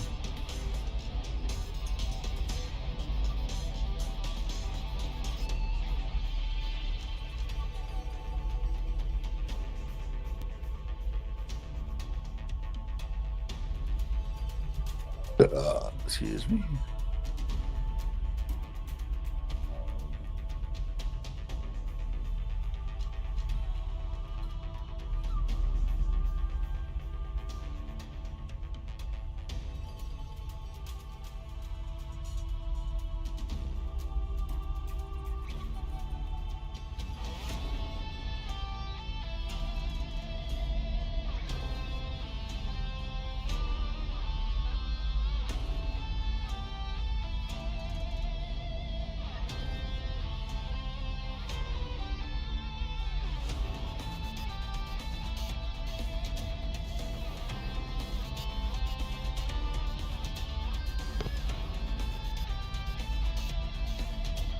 Alright, cool beans. Let me get over to Jeva. Jeva just went. Let's go top of the hill. Where are you at in orientation? You just moved over there? I think I was just straight up in front of Edmund, and she came up on me, and then I turned into a dire bat, tried to grapple her, and then I cast that spell because it's one of the ones that I can Gotcha. cast in wild shape. But you're still down there between her and Edmund, right? Yeah, I didn't move. Okay, cool things. All right. So, in relations to damage, could you roll your damage, please? I didn't see the 42 damage. Oh, you I did. Okay, It's, 22. I see the Sorry. no, you're good. So you eviscerate this child. You eviscerate this child. What? You eviscerate this child. These are children. Okay, I can Children. target who to hit. And you targeted children. I didn't know they were fucking children, Shane. You said everyone in that circle. I Shane, asked you said. Shane, you can't ask me and then not give me the context for the reason why you're asking. If there's children in front of me, I'm not slaughtering fucking children. Apparently you are. Just- I'm getting that's. Graham, I'm not trying to bait you. You literally said I'm moving it here, then moving over there, and attacking everything in that area. That's literally your word. you know, but a nice DM would be like, hey, just FYI, there's a bunch of kids there. Are you sure about that? But instead, you're just like, are you sure about that? Are you waiting for me to There go? are a Let bunch me of roll and see if there's children there. There are children there. The models of children are actual children. Okay, let me reread this spell. Whenever a creature you see, You can force that creature. So I am not forcing the children to roll the dexterity saving throws, and they are not getting targeted by it. okay.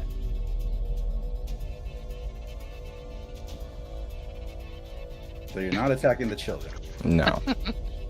We Okay. are not slaughtering kids. Not yet. Not yet. We'll see what they do. And that's your final answer.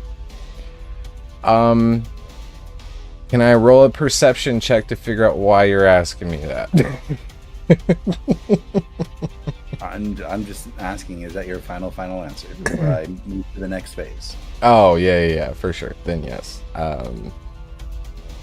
Because there's a bunch of other dudes here, right? Like, there's normal dudes. I see 1, 2, 3. There's a lot of people, yes. Okay, then yeah, we're good. 1, 2, 3. You got the tiefling here, 4. There's a 5 over here. And there's other people, but you just don't see them. Okay, sounds good. But yes, that's what I would like to do. Okay, cool. This person saves. Mhm. This person fails. This person fails. And this person fails. They all take 22 damage.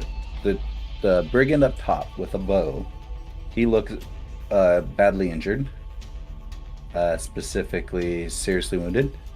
The brigands down low with the swords, they look bloodied. The brigands to your right, they look very upset. But anyway, we're going to start at the top of the round now. Any issues with any of that? No, you're good. Cool.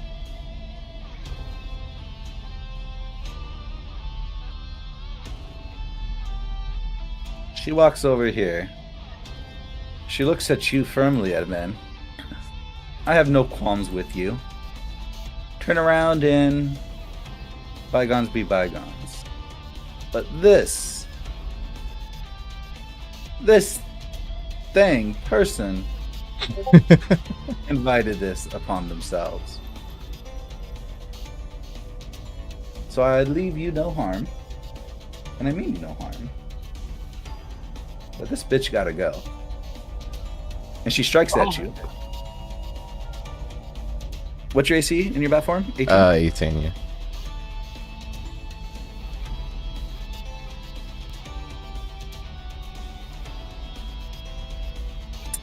You see her swipe twice, both of them glancing off your thick, firm hide of your bat.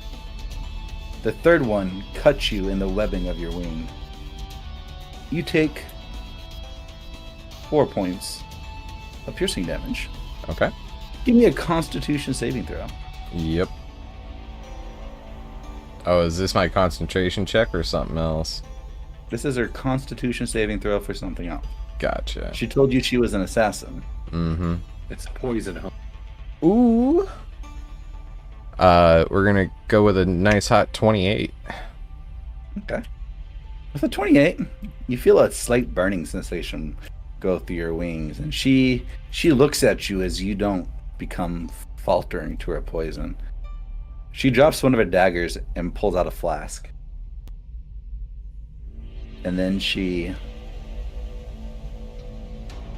disengages with a cunning action.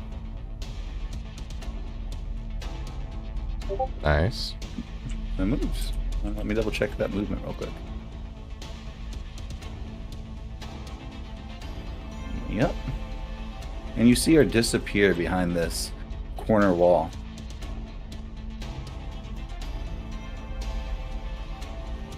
Whoa, whoa! We got some party crashers, guys! Free for all. She said she had a bounty. Whoever kills her gets half the gold. And then you see him take aim. And he shoots. And you notice as he's shooting, with your passive perception, Jebba. Mm-hmm. Let me double check your passive perception here real quick. Give me a second. Yeah, with your passive perception, you see that he's aiming to you, but he's aiming favored to the right. Yeah, that happens. He lets loose an arrow, and it misses. Misses wide right. Edmund, your turn.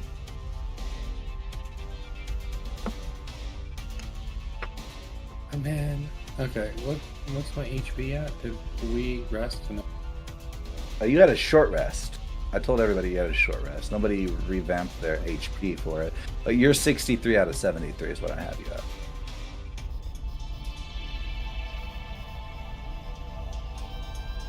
I don't know if I would take this fight, though.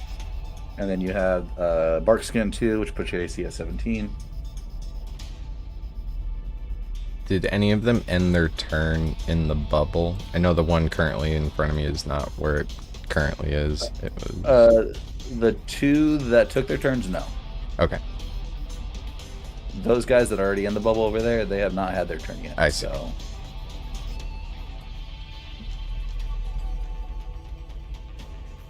Okay. Man,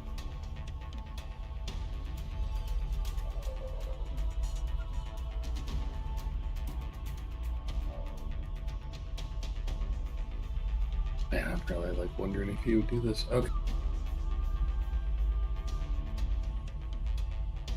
Ah, there's kids there. Boy, I'm glad I know there's kids there, because I don't want to murder children. I mean, if it was Fireball, I would have been a little more cautious. I'm sorry for yelling at you, but I was like, come on, man, I'm not here to slaughter fucking younglings.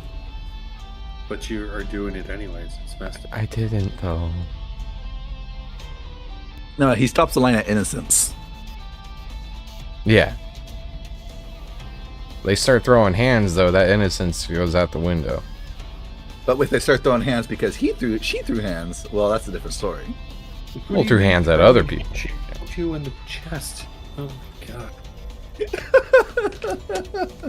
Well, she's also preventing us from going where we want to go, but... We could have just pushed our way past her. Isn't that what we're doing? Or what I'm doing? You can teleport. What the fuck? Yeah, but they said they have bounties too, and I think it's time for me to start collecting heads, so... The heads of children? No, God, here, no, we're not Anakining this. But you were about to. I thought yeah. You're looking at my kind of benevolent view. I do appreciate it. Sorry for yelling at you.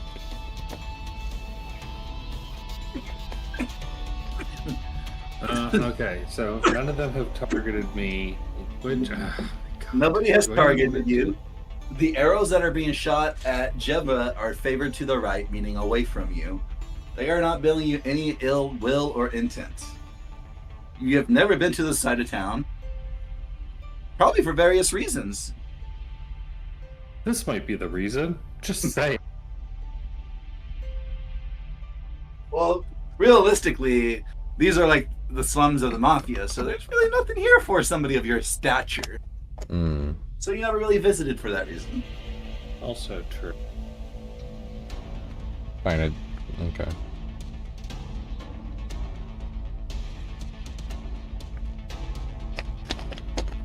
Okay. I know what I'm gonna do.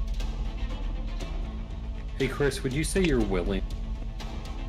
Can I have a little more context? Are you mad? Would you say you're willing? For what? A spell, would you say you're willing? Which spell? It does not matter. It matters quite a bit. It doesn't, because you wouldn't know what I'm doing anyways. Would you say you're willing?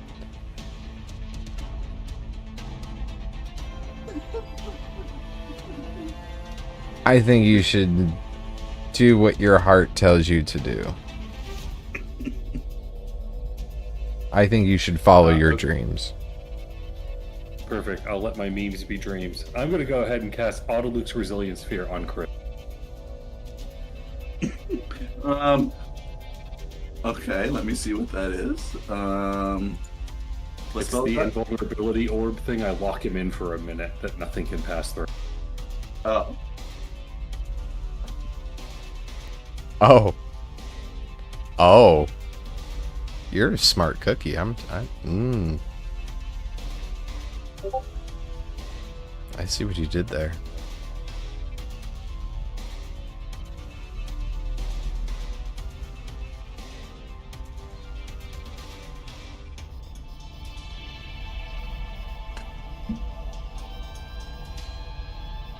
So would you say you're willing? I need you Oh to yeah, say yeah, if yeah. you- Of course, yeah. He puts you in timeout, bro. That's all right. That's exactly what I'm still here though, right? Yeah, no, I didn't banish. Yeah. No, I like that. I like that a lot, actually.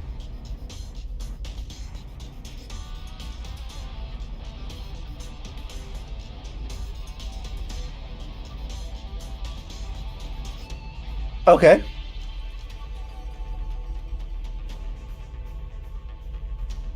So you're still in this, or so you just put them into a sphere. Yes.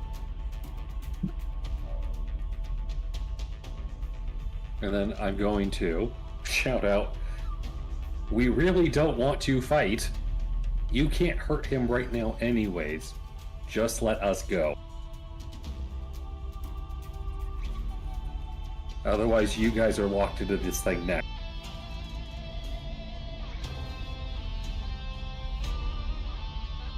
Roll a persuasion check with disadvantage because Chris hit multiple of them. Chris didn't do shit. This is No, all it's a total Jeva. of none. Total of none. Total of 9. You hear from the shadows to your east-southeast, where the brigand that disappeared and moved with her cunning action. Your voice yell out, "He spilt blood and we will have equal. That is the fair deal. We were in mourning. We told you we were in mourning. This was a party after so. Explicit direction about passes and not pass. And well, I guess a little thick skull, but bygones be bygones. But blood for blood. You hit each of them gets to hit him or her or it, whatever she wants to be called. Whoa. Once. Fair is fair. Whoa. He did not just say that. I'm just kidding. Go ahead. That was her statement. All right. That was the outcome of your persuasion. They weren't persuaded, and they offered you a counter deal that was more of a statement rather than a question.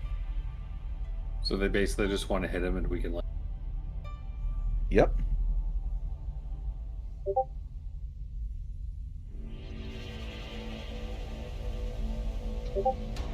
How hard do you want to hit him?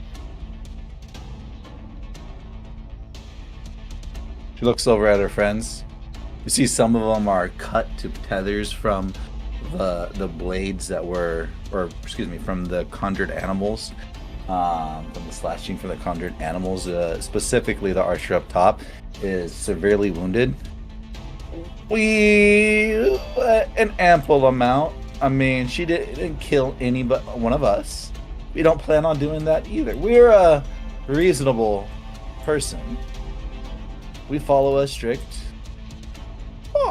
code enforced by each of us. We won't kill her. We will just merely beat her. Not with an inch of her life. Are you okay up there, Randy? No, I'm dead. Randy says he's okay. That He would can talk. He's fine. that would got me. That would fuck me up, dude.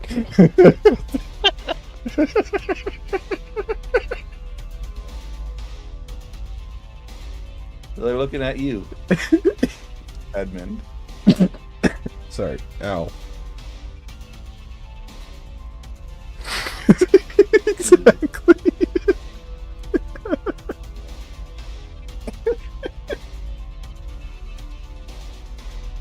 Well, I guess whoever wants to do it, come on forward. I'll drop the bubble so you can hit him. I swear to God, Jeffa, if you don't let them hit you, I'm gonna be so pissed at you and I'm gonna banish. I'm not gonna let them hit me. You won't have a choice. You won't have a choice. Oh. Tell you what. You let me kill them all, I'll split the bounty with you. You want to kill the kids? No. There can be witnesses. It's totally fine. We already have bounties. You do too. We're fucked. You know. Yeah, so let's piss off the mob, right? Like that's the plan here. Let's have everyone here be pissed at us. Not a single spot that could be saved.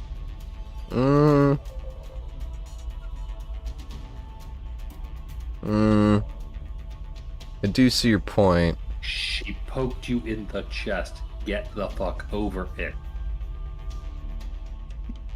She's in my way. And you're in mine. All right, Randy. Well, you get first dibs, Randy, since you're the most fucked up. Fucking Can you even Randy. throw a punch right now? No, Randy's fine. He said he's fine. He can chill. All right, Randy. Well, I mean, he still gets his free punch, right? Like, his free hit, free beat. I mean, if he doesn't want to take it, I'll definitely sub in for Randy. Yes, my arm's broken somehow. Randy, it's not all about you. Anyway, can I substitute for him? His arm's broken somehow. Listen, I'm not the boss here. I'm just making sure that we can. Oh, so I can sub. Is that okay, Jebba? I'm a reasonable person. I want you to all know that you all could have died here.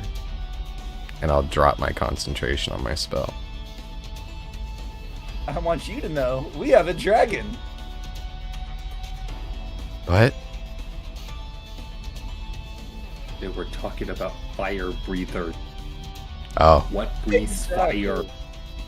Exactly. So we should really not pick a fight, you know. Well, I mean, like, do they mean a flamethrower, or do they... No. By flamethrower, it's attached to a dragon. I'm surprised you didn't hear the subtext at all. Actually, I'm not surprised. Oh, what am I downloading? Oh, fuck. Look straight up, Ed. We can't.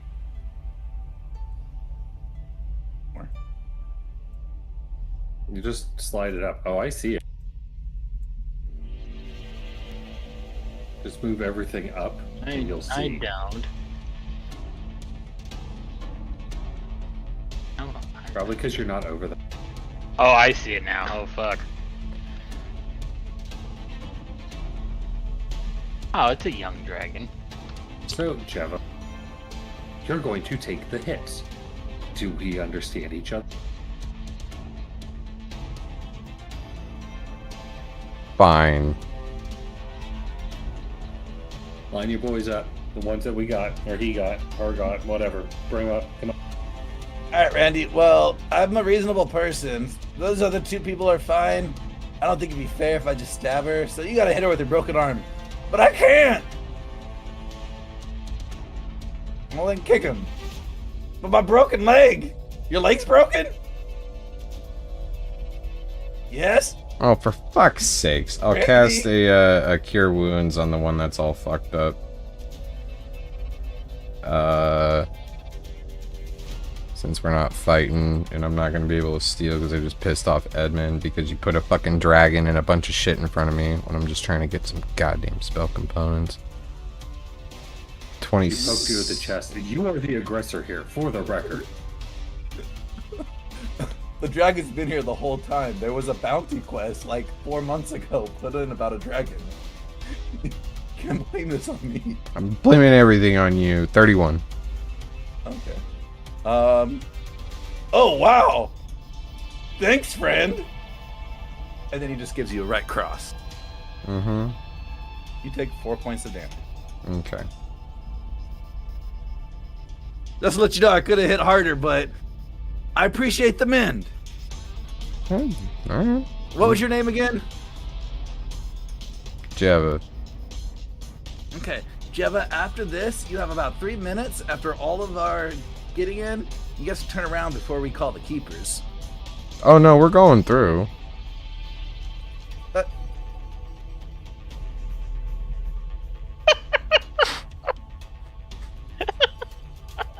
Listen, dude, we just want some spell components.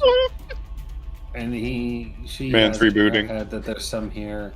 I know there's not. Can she just do like a pass real quick to see that there's none that she needs, and then we leave? Wait, Just get out of is here. there no spell components Shush, here? Jeva. Shush, Jeva.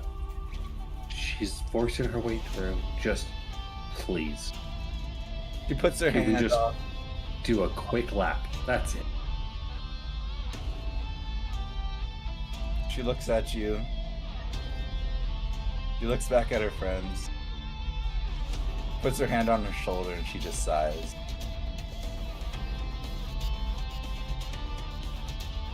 Well, she looks around again.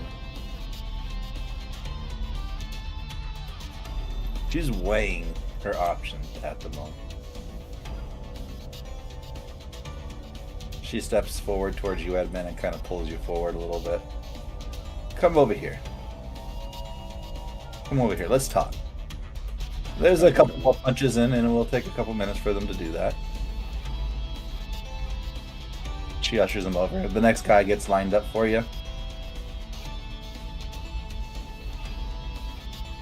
Alright. Knife, hammer, or sword? Hammer. Yes. Make it hurt. Hammer? Make it hurt. Okay. You asked for it. He swings a hammer at your head. An automatic crit.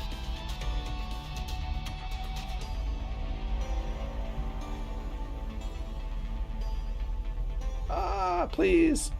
My dice.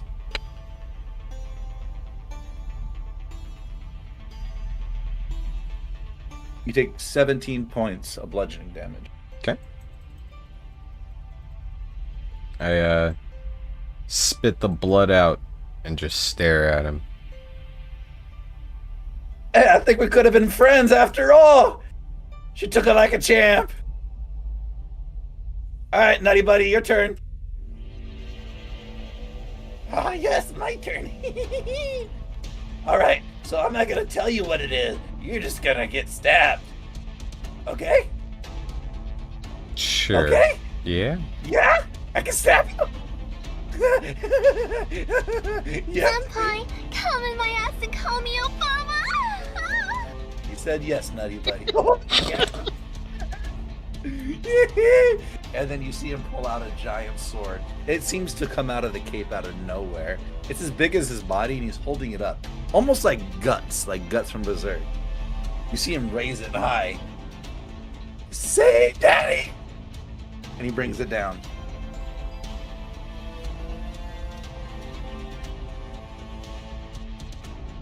You take 26 points of slashing damage. Okay. Jeez. He did a good! We can be friends too! Yeah! Can I go again, please? Please? You know what? Sure, why not? Oh, yes! He said I could go again! Freebie! You know what I like about freebies? He raises his sword again. So, I guess you're doing the negotiation here. Mr. Edmund is what you said your name was. She presides to you, Edmund. Well, you see, we got an issue here. We made the deal about the circumstance that just occurred. He harmed us, we're harming her. It's equal exchange, and somebody like myself, I can't just have people walking around after doing such things. You understand? It's not good for business. And yes, I'll give it to you. Yes, we would have died. That's not good for business too. That could have been quite a possibility. I mean, I know I wouldn't have, but they're a couple of cronies, so it's okay. They're nobody special. But me, I'm someone of importance, and therefore this transgression can't be passed. What about this? I'll be a contact for you. You need something from us? If we have it, ask me, and I will get it to you. Do you know what it is she is looking for? Jeva, what components do you want? Oh, diamond dust. Yeah. Yeah. Do you have any diamond dust? That's all she wants. Oh! You could have just asked. I did several times. Oh, not by name. And yes, she could have, and she should have. Manners maketh man. Well, okay. Well, you know what? You give her a little freebie. I'll give her a little benefit of the doubt.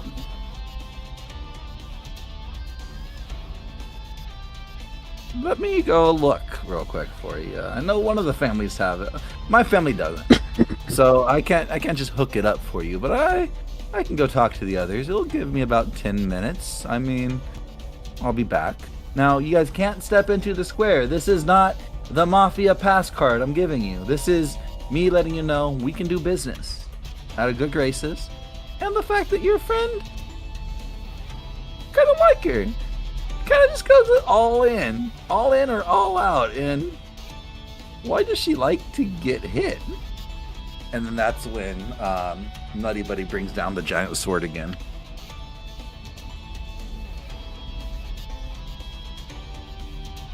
You take 21 points of slashing damage. Okay. I did it! More blood! Yes! Can I get some of that, please? Here, are you needing it? It's coming out of you. Can I grab some? He starts trying to cup his hand to where your blood's pouring out. Please! I need it, please! They just stand there and stare at him. Oh, she's not saying no, Nutty, so I guess it's okay. No, that was a no. Oh. Well, you see, Nutty doesn't really understand social faux pas, so if you don't give him an answer, he's just gonna assume. Well, he's almost has his hands full now. Is it okay if he just takes that one handful and then he'll leave you alone? I don't care. Oh, thank you. See, I knew she was kind. I don't know why she had to hit us with her swords and that freaking animals.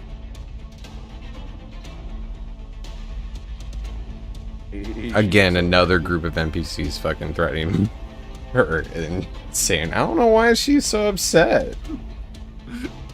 She didn't threaten you. Bullshit. She literally threatened me and then poked me in the chest. You guys are both missing that. She poked you in the chest and said, you can't come in. No, she said, you better turn around or there's going to be trouble. Yeah, that is what I said. And there was trouble. She was being honest. Yeah, Just I like, wasn't turning around. Hey, I'm just looking for some diamond dust. No, you had to be like, I turn into an owl and I'm gonna kill these kids. Like, whoa, my god. Okay, Matt, not Edmund, Matt.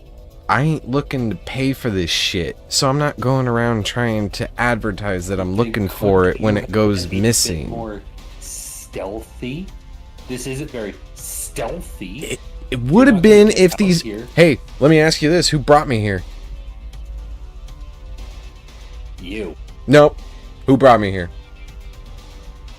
I told you a spot I've never been to before. You requested to come here. Yeah, you did ask him to. You asked if he knew any place, and he's like, no. And then you specifically said anywhere he hasn't been to, and this was the only place he hasn't been to. Still, you brought me here. So you could have done this stealthy. They have a dragon. You brought me to the dragon. You didn't sneak up on the dragon, handle the dragon. No, you came down here and beat up the TV. Anyway, I'm done with you. I'm done. So the rogue assassin takes her part. Excuse me. She part ways with you as she goes around and starts going from building to building. You see that after the second hit, she's already in the first building, and she's came out. She shakes her head at you as if they have none in that building or that family doesn't have any. We're gonna go back over to Hard. I need you to do a performance check. 3 of them? Or just 1? All 3. 3, alright. First one, 30. Okay. Second one, 29. Third one, 23. Okay. D6, 2D10, and a D100. You could end it right here. I'll end it all. 101.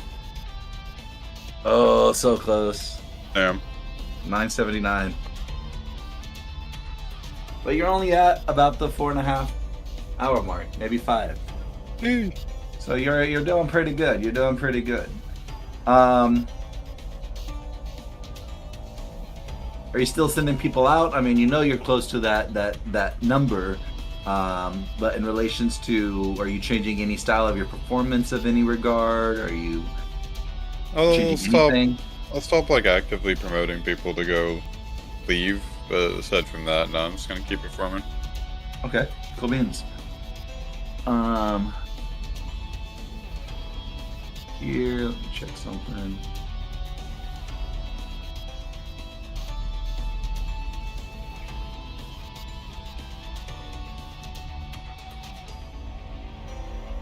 All right. Anax. You approach this trash heap, this massive fire. As you approach it, you're probably a good 100, 150 feet away from it, and you already start feeling the blazing heat. You're sweating. It's not causing any damage. It's just like you're a little bit too close to the campfire. And that feeling persists as you get closer and closer. In fact, if you're standing on where the barricades are at, where some of the people are, you are possibly taking damage. In fact, you would be taking fire damage. Those that are closest are those that are resistant to fire. But nevertheless, it's not really many. Most of them are staying back 15, 20 feet, 30 feet. And many of them are watching these fires grow and rage. And as you're watching these fires in the background, as you're walking up to this group of people entranced with this fire, in a sense, you start seeing the fire just move. You see parts of the fire in the middle are brighter and just smaller spots, giving this fire a lifelike appearance, a face, an arm. It just seems to be almost ethereal that's caught in this massive flame. The one that really catches your eye is the one that's right in the middle, the biggest one. This one's roaring. It's spewing black plumes of smoke, almost in a mushroom cloud. As it sits, everywhere it stands, it slowly starts sinking in as it just incinerates whatever it's standing on. As it's walking ever so sleepishly slowly forward. And with each step, it feels the radiating heat bask towards you. As you arrive, you try to persuade some of these onlookers to go to hard. You rolled a 17 overall.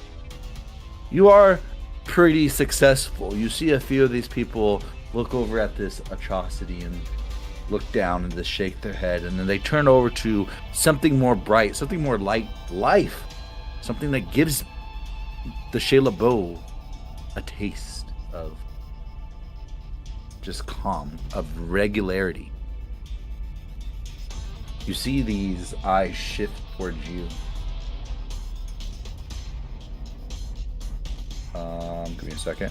You see these eyes shift towards you when he slowly just takes another step. He's not walking to you and threatening or anything like that. In fact, the most active ones are the small ones along the base of the barriers that have been erected by the keepers and everything. Nevertheless, you have persuaded a small group. Go ahead and give me a 1d. You rolled a 17, so give me a 1d4.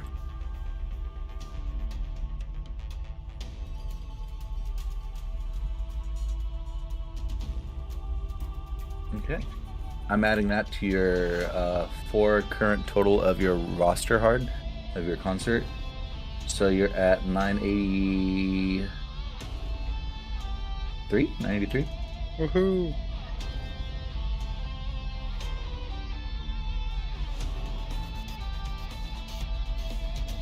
Are you doing anything else, Anax, while you're there, or are you returning? Yep, I'm peacing out. This ain't my fucking path. I'm fucking with these elemental. I'm good. Is it not? I let the people know if they want to show. Cool. If not, alright, well, see ya.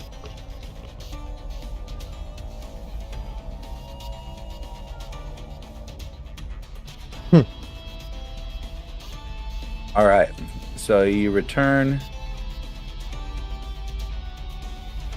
and you see a roaring crowd.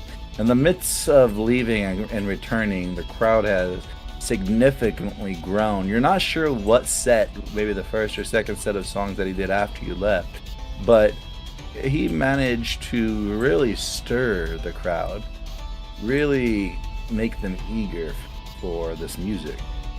Hard. Why don't you give me another performance check?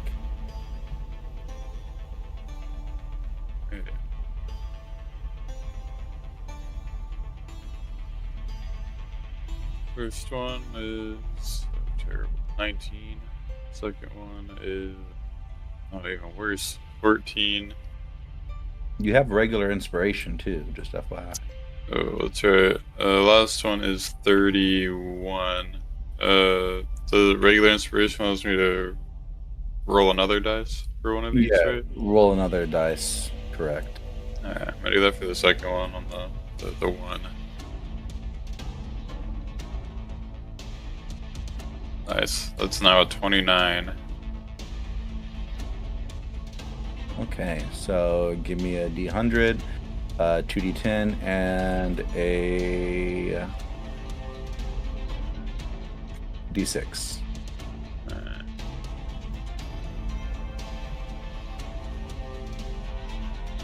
102.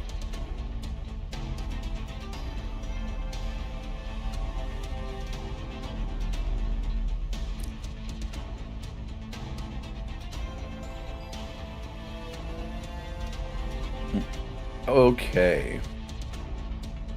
So you reach that peak moment. More people joining, more people still coming. They're still expecting more songs.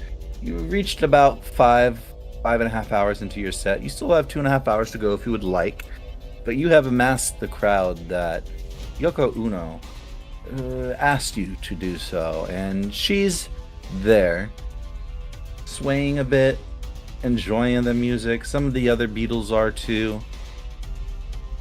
You see they kind of talk briefly.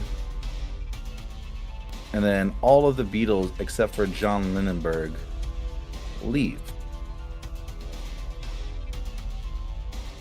Get them all. Try it again.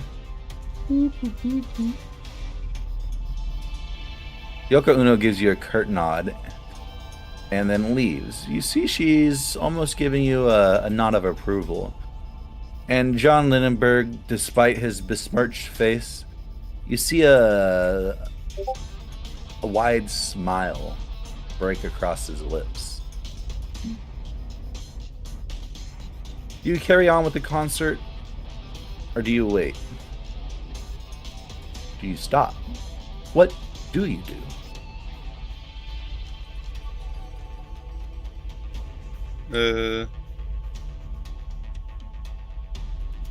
Yeah, I'll keep playing. Just keep an eye on it. Okay.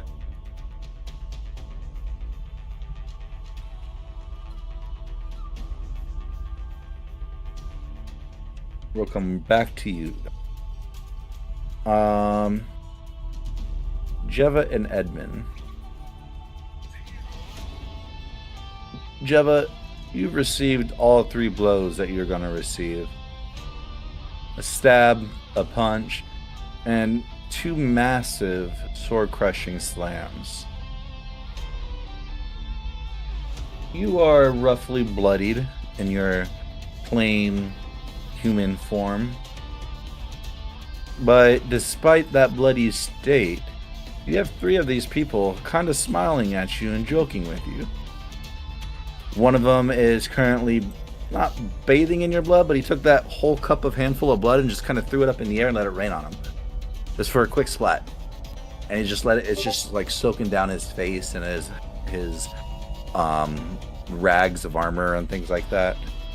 But beyond that, the other guy that is up top, who Randy, I believe his name was, he is currently just trying to tape his arm up because it's broken. Even with your healing, it's still somehow broken. He's not mad. He doesn't have a lick of displeasure towards you. It's more of a displeasure with the uncomfortability that he's resetting his arm. But either way, it's not a, how do you say, violent atmosphere or an aura or anything of that regard that's being given or pervading your atmosphere. In fact, these people seem like pretty cheery folk. What do you do, Jeva?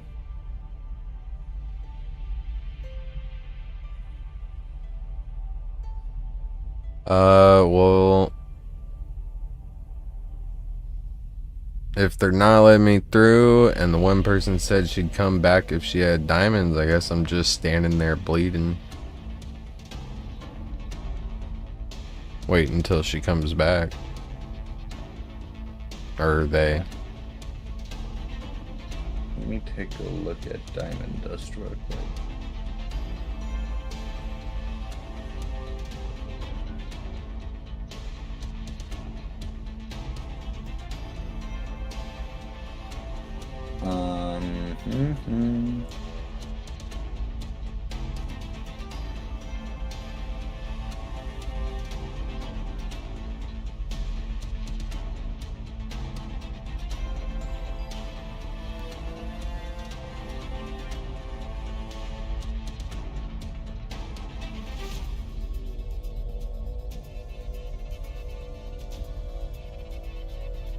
Why can't I find what I'm looking for?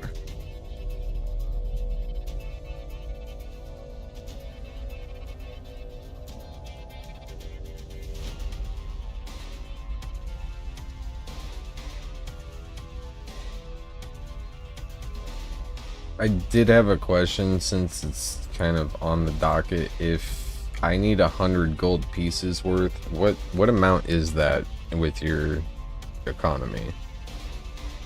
Since that's an even 100, it would be easy to do math moving forward. Just, it'd be like a pinch of diamond dust. So you need like 100 worth of diamonds to cast the spell. What spell is it? That would be Stone Skin. But I'm just wondering, like, if it's 100, like, how much is that in gold pieces for the economy that we're dealing with? Oh, so in relation to like inflation and deflation? Yes, that's what I meant, yeah.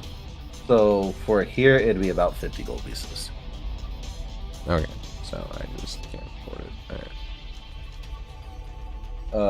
Give me 1 second here. I don't have much. I didn't figure I could, but I didn't know what because the last spell I asked was 1,000, so the scaling on that was completely different. So for this one, I was just curious.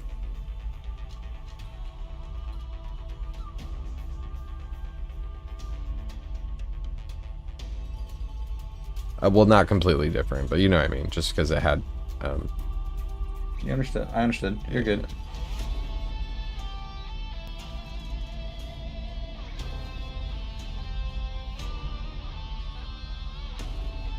All right, I'm gonna take you guys up the initiative order there.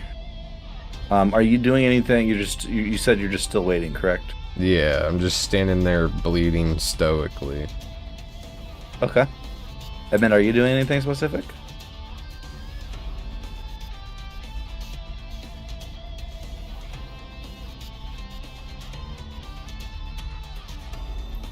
Edmund's standing by stoically as well. Let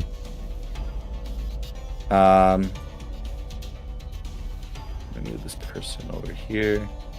You see that assassin rogue person making her way over to a third building.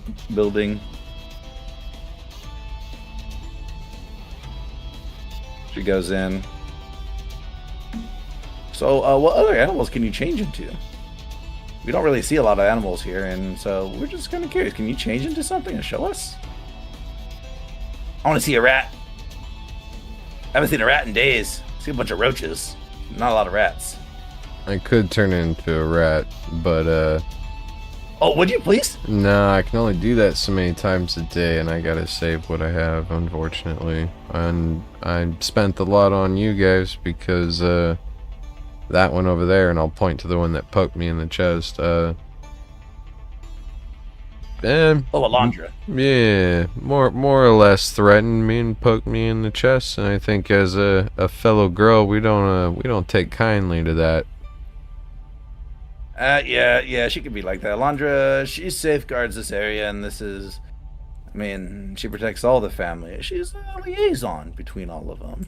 In fact, you're lucky you got her. If it was any of the other ones, well, it would have been much of a finger more than a, something more dire. But we're not gonna go down there. But about that rat thing. Are you sure you can't? I mean, what time you go to bed? It's almost bedtime. I mean, you guys are gonna go to bed soon, right? It's technically almost night, right? Yeah. So you can't just give me a good old little like poof rat. Please? I cannot. Please? Oh. I do have What about to you? cast some Go ahead. stuff later. No, go ahead. No worries. He walks up to Edmund. What about you, sir? Can you turn? Like, can you do a rat thing? Can you summon rats? Any rats? No, but I can send you to a dimension that'll make you question your sanity. Sounds fun. Is that anything like mushrooms? Kinda. Is it permanent? If I want it to be. What if I don't want it to be? Is it permanent? That's not your choice, then, is it? What if I give you the choice to allow me to make my choice for you to follow through on that choice? Could you make that choice? No, I'll just do whatever it takes to make sure you have eternal pain and suffering if you make me use that spell. I don't like that spell. I love that spell. Okay. Do you have any cool spells? Any spells that summon things that I haven't seen before? Not a lot of animals here. I mean, there's a lot of people like me, and he points to himself, and you see that he's like a fox. Have you ever seen a bunch of black tentacles come from the ground? I mean, the only time I've ever seen a tentacle was 20 years ago when we got attacked by the Kraken. Well, I can get some tentacles here if that's what you want. No. The Kraken killed my parents. I'd rather not. I'll do it. It's fine if you want me to. No, please. I just stick with rats. Something I can stomp. Sorry, can't help you. You telling me you can summon big ass black tentacles from the ground, but not a little rat. Okay, I mean, people have their vices, I guess. And he kind of just steps back. And he looks like at you. So this is the last time I'll ask. Are you sure you don't want to turn into a rat? After you just saying you wanted something that you could stomp, I think I'm okay. Oh no, I wouldn't stop on you. I would know it's you because you're turning into the rat. I'm not a silly goose like that. I mean, look at my arm, and he holds up his arm and it just completely goes backward 90 degrees. It's fucked. I mean, just turning into a rat. It'd make my day. It'd make my week. I want you to know that this pains me deeply to try and be a good person, and then I'm gonna wild shape into a rat. Oh boy, guys, it's a rat. Okay, cool. That's cool. Thank you. Who's a little rat fella? And he starts scratching your head. I get 27 temp HP back, and I slaughter them all. I'm just kidding. You see Alondra, which is that friggin' rogue. Yeah, give me one for you.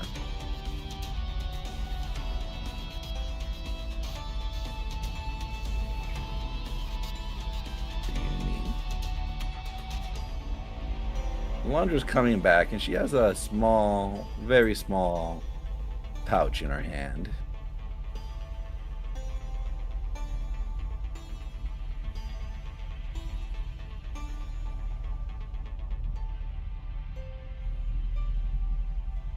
Are you still in your rat form?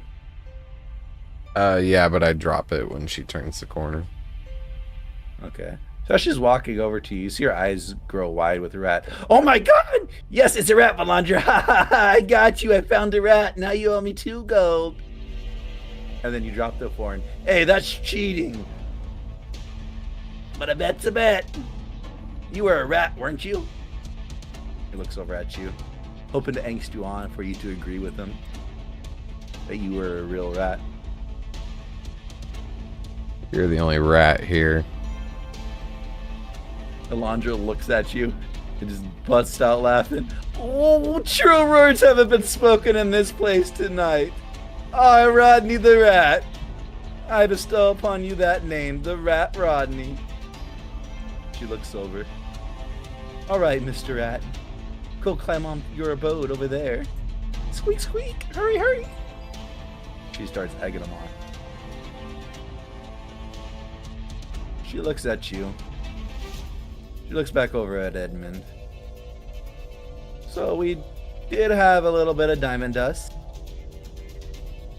I made some deals, then made some more deals, and took on some debts. And the means of friendship, hopefully, but again, you're not getting no mafia pass here, but I guess you will get what you came for. But I do need to know, what are you going to pay for it? What are you willing to pay for it? Well, I can And give she you... kind of opens up the pouch and you see in, and it looks like it's enough for... give me 1 second here. Let me check this. Oh, 1 second.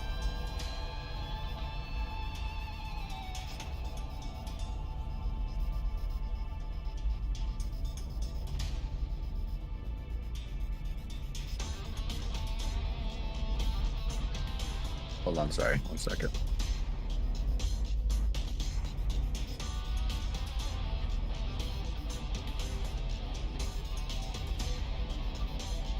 She gives you enough for 3 casts or rather, she has enough for 3 casts of Diamond Dust. I was in about to this say, little is it in my hand? No, it's not in your hand. Alright. She's opening up so you can see the contents. Both you and Edmund. Both of you guys are well versed in spell components, and you can tell that this is diamond by the very white and not salty look, but clear, almost glamorous look that it gives. It almost catches the lights at every angle as she kind of just twirls it around a little bit in the pouch. You see that it falls over and it catches the light and shining. So you can definitely tell that this is the genuine product. But she has 3 doses of that product, so roughly 300 gold piece of the spell component worth, per player's handbook, 150 gold pieces in this economy currently. But in relations to trades, barters, and deals, she's asking you, what are you willing to trade, barter, or deal with? Now, before I commit to the pitch I'm going to give her, I have a question for you. That spell says bludgeoning, piercing, slashing. It does not say non-magical bludgeoning, piercing, slashing. I am assuming, due to playing the game for a while and just knowing how they word shit, even if I'm hit with a magical weapon or spell that does any of those 3 types of damage, I'm assuming it's resisted. Correct. For instance, +1 hammer bludgeoning versus a regular hammer bludgeoning, it would be the same damage resistance. Correct. Okay, cool. Then I would like to pitch her. Well, I can give you all of the money that I got, which is 10 gold, but I can give you a favor. And I am a very capable being, especially if I know about the job beforehand. So if you ever need a job done, I'm your gal. No women, no kids. Well, no ladies, no kids, if you catch my drift.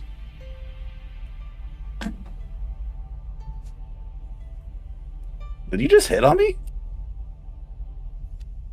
Jeva winks.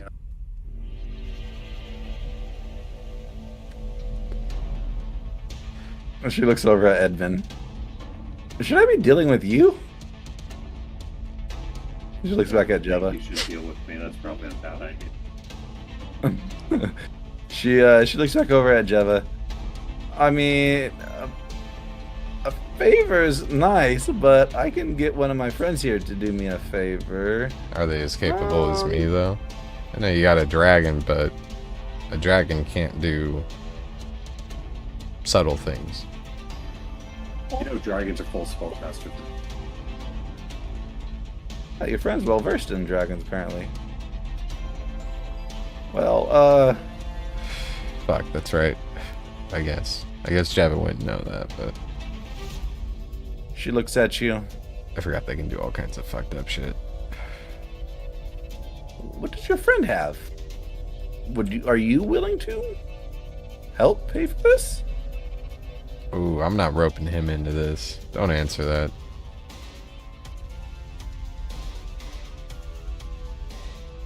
Oh, well, I mean, if it's just you, I mean, 10 gold is not a lot. This is quite a hefty sum I'm carrying in my hand here. I And did it make your friend's day by showing him a rat, to be fair.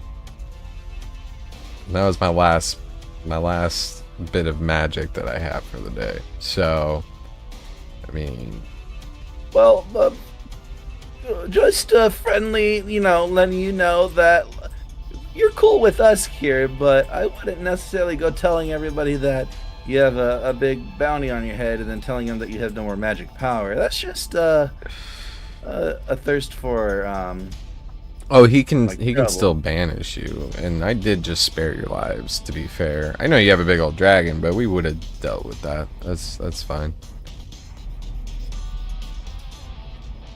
Your friend's mighty confident in his ability. I would definitely Sure. say more arrogant. What was it? Sorry, there's double talking there. I would definitely say more arrogant than anything. Well, sometimes arrogance is confidence, and sometimes confidence is arrogance. Yeah, but this But- is that. This is definitely arrogant.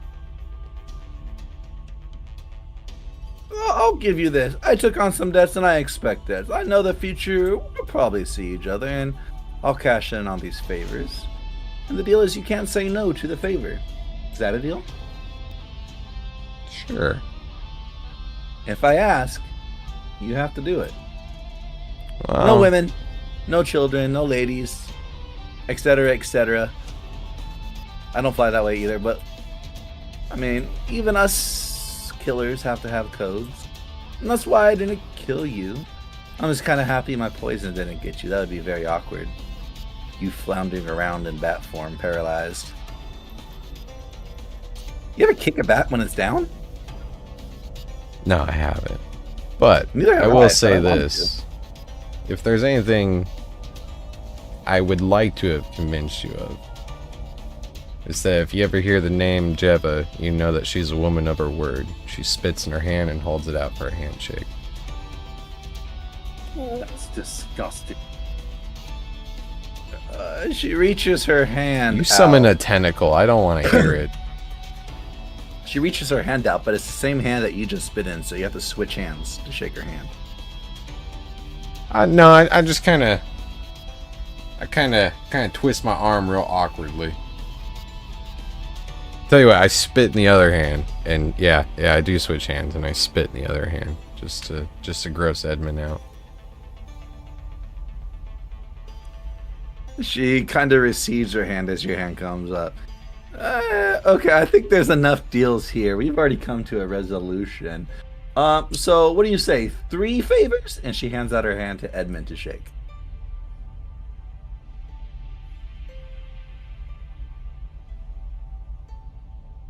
We're in a fucking Leviathan cesspool of junk and shit, and you're gonna...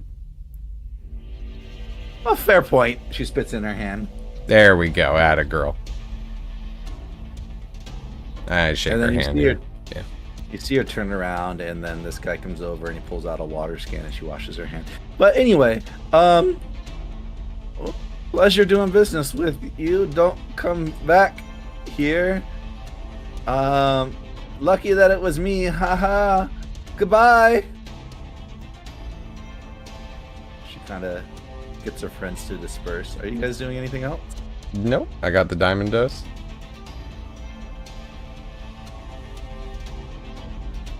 If so, I'm leaving. I'm assuming that was a question. Yeah, that was an open question for both of you guys. No, I'm good. Okay. Anax, we're gonna come over to you. What are you doing? You have arrived back at the crowd. You saw another set list from Hard the Bard. You see the crowd is of sizable size, probably what you feel like needs to be, actually. That being stated, what are you doing? I'm gonna jam to the music. You're still just Enjoy jamming the music. time, yeah. Okay. Roll a perception check for me. Oh fuck.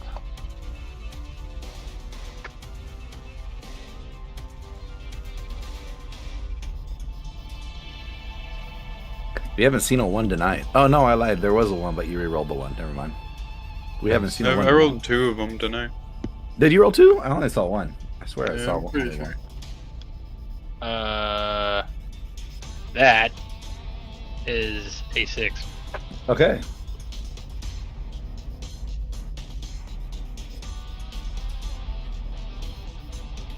With a 6, you see a lot of people. A lot of people. Oh yes. A lot of people. Hard. Why don't you roll a perception check?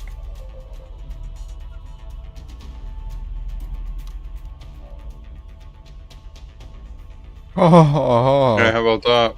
Ew. how you like them apples? That's a 30. Oh. Okay.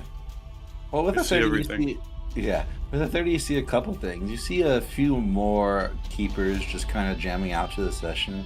They haven't clocked you yet in relation to being hard, but they don't really seem bothered by it either. They're just really like, well, first off, one group has been here the entire 6 hours and they're just watching, just jamming out. But a couple other groups have joined and they haven't really done anything but start jamming out as well. But in relations to the perception check, what that was for was you see in the middle of the crowd, you see a single person that stands out amongst the rest. Give me 1 second. Let me get him on my screen here.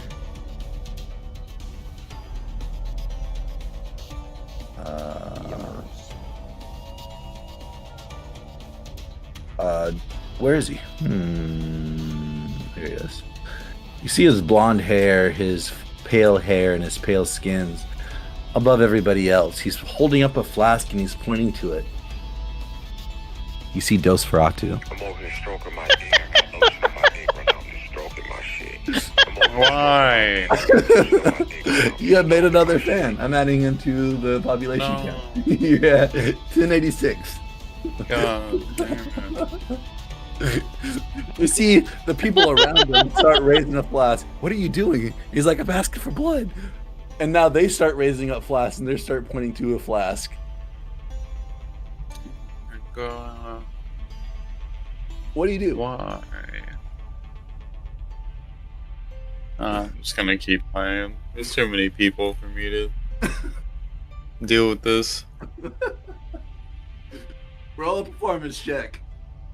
Does this unsettle you first? Yeah. Okay, roll a performance check with disadvantage.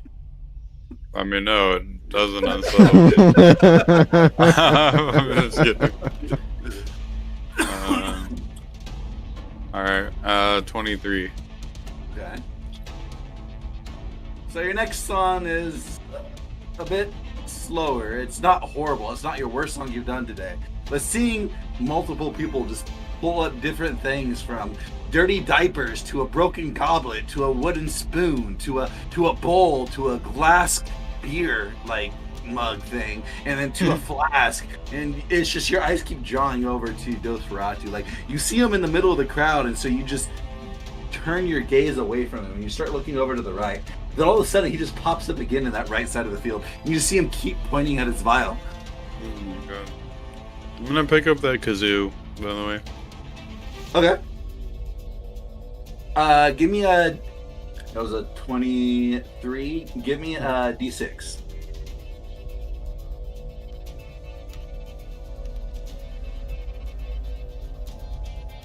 Oh yeah.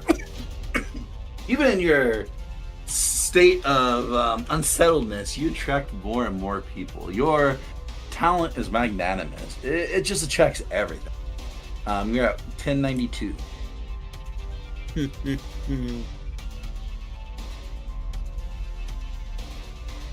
Are you doing Go on. anything? Sorry, go ahead. No, go. I'm good. Are you doing anything, Annex? I'm assuming I don't see Dosferatu. You don't see Dosferatu, but you just start seeing everybody start raising just random things that can hold liquid up in the air and pointing at it. Oh. Would you like to Interesting. join in? No, I have nothing to raise, first of all, but I'm You, just, you got a water skin? yeah, I'm not gonna raise that. What the fuck? I'm gonna do a thumbs up though. You feel like you're getting what's that word? A affirmation by Aenax as he's holding up a thumb and you see him rocking his head. Go ahead and give me another performance check. Oh no.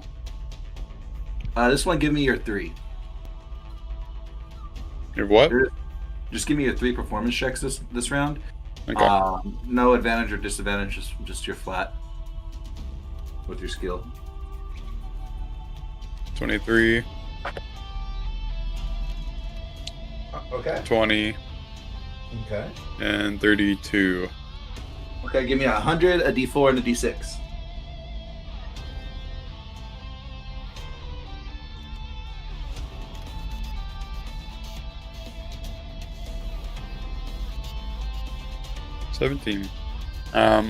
Damn, unlucky.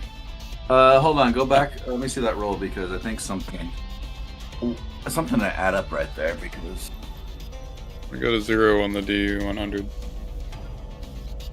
oh, you did get a 0 on the D100. That's 2 zeros. Oh, what the fuck? No, that's the actual That's 0. that's not like 10. No, I mean it's Not 10 as because I good. got 10 on the D10, but it's a 0 for the tens place. Yikes. No, well,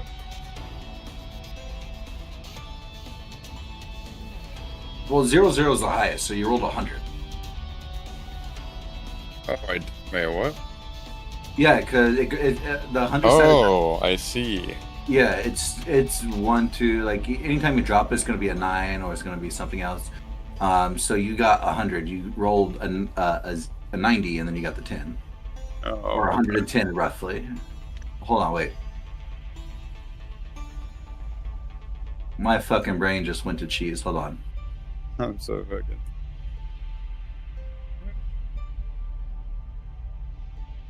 No, you're correct. Yeah, it was a 0.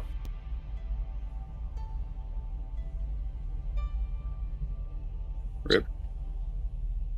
Yeah, rolling 10 on that one to make it 100. Yeah. No, you're correct. I wasn't thinking about it right. I was thinking in the sense of if you're rolling 2d10s for 100 rather than 100-sided dice, which is what that 0-0 represents, is a 0-0.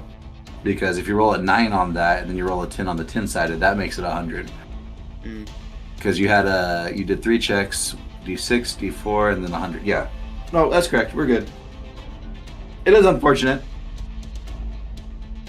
but you are attracting very, very well-off people. You see a couple people in posh uniforms come up. You see a well-dressed, what seems to be an Asmir, or an Asmir. I can't say it. I'm sorry. The AAISMAR race. Hey, Samar. Awesome. Can't believe you just fucking. You racist. I am an ASMR. You fucking racist. It would be. Your race, obviously. You see a couple of ASMRs, and one of them's really fancy dressed up with what seems to be. I'm pretty sure it's pronounced not. I don't think it's pronounced ASMR. It is. Is it? Yes. I have no idea. Anyway, one's really dressed up in golden threaded clothes, being held up by her guards and whatnot, almost in a like a Roman carriage type of situation. Nevertheless, you see that she's watching you with a blank expression is the best way to describe it. But nevertheless, the crowd grows. The crowd grows some more and more. You're at 1109. 17. Yeah, 1109.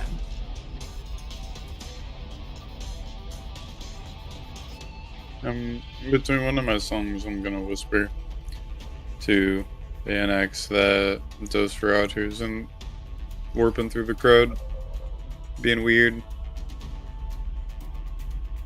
Oh, is he the one that's making everybody hold up drinking cups? It appears so. But anyway, yeah, I'll get back to my performance. Okay.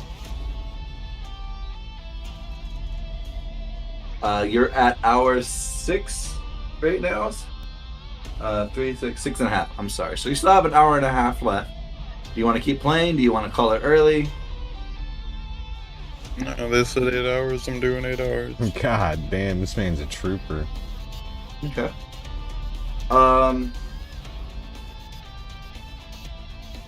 Great. Anax, what are you doing? I'm gonna keep showing my support, hanging out, listening to music. Okay. Well, then we're gonna go over to Edmund and Jeba. These guys have slowly walked away, kind of going back about their day. Alondra is still standing there, off to the side, as if guarding the entrance to this town square. Edmund said Jeva said she left. Edmund, are you staying around or are you leaving too? Or Jeva, did you say you left? I'm so sorry. I just said I started walking away, yeah. Okay, cool. I'd probably follow as well. I mean, the whole reason I did what I did was to get us out of here safely. So. Okay, cool. Where are you guys' destination going next? Anywhere but here.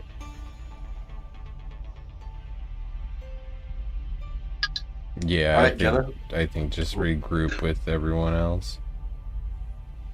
I got what I went out for. Alright, so you're gonna head back to like what? Rule? Excuse me, law. Yeah. Cool. How the tables have turned.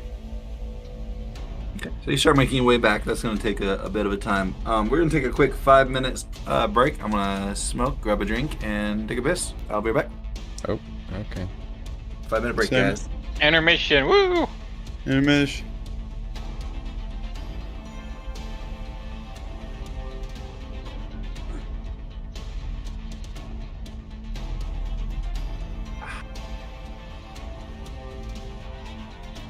You should have just fought the dragon, Chris. You won't. Maybe tomorrow. Yeah.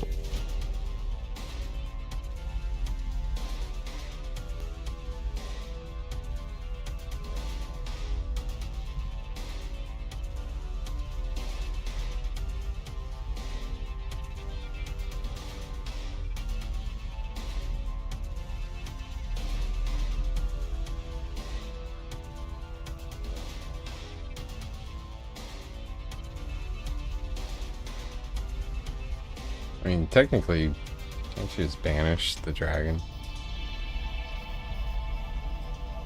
They have really high saves. So that's not Oh. really a good idea. Classic.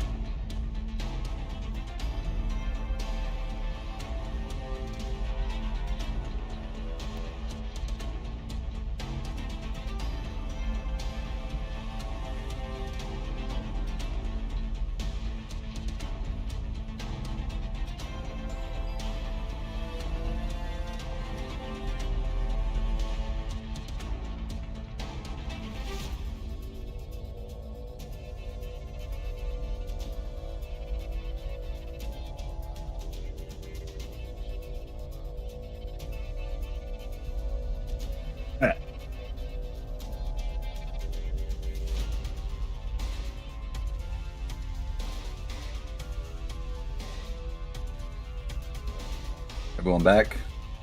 Same. I am. Indeed. Yes, sir. Java? Yep. Okay, cool. Alright, so you start making your way back to roll hard. Go ahead and give me another performance check. Okie dokie. The try performance check. Let's sorry. try the set.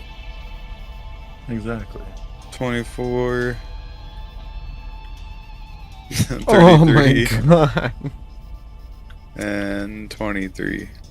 Okay. 2d6s and a d100. Somebody stop this man. Better not. God damn. Ooh. Oh, Another 0 on 100. Huh? Those 100s hate me. that's not what you said last night. No.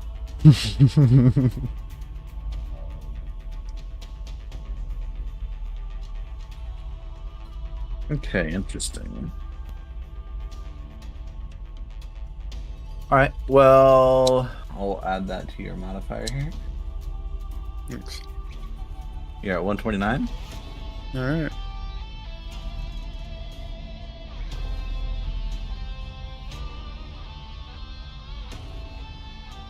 You're at also 1 hour left. Still going, correct? Yes, sir.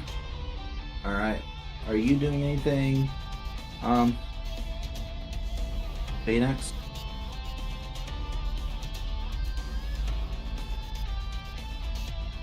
Do I happen to spot Nosferatu? Go ahead and give me another perception check.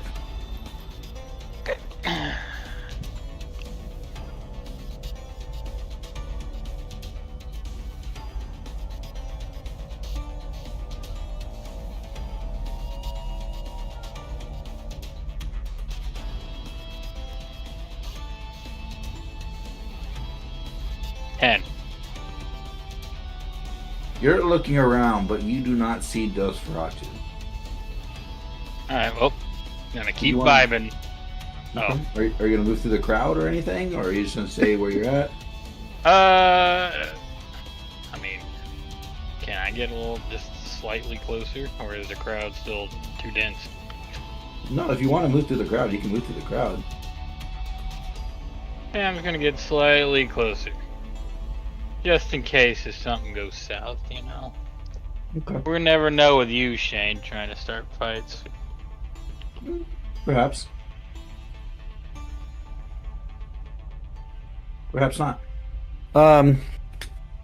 Cool beans. Well, you move closer. You're still vibing. Go ahead and make another performance set check.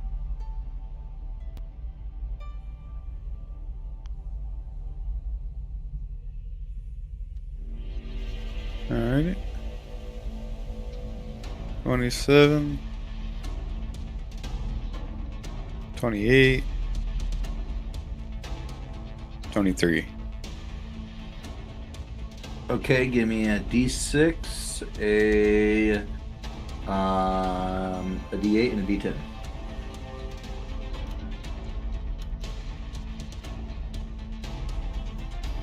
$12. Wow. Incredible.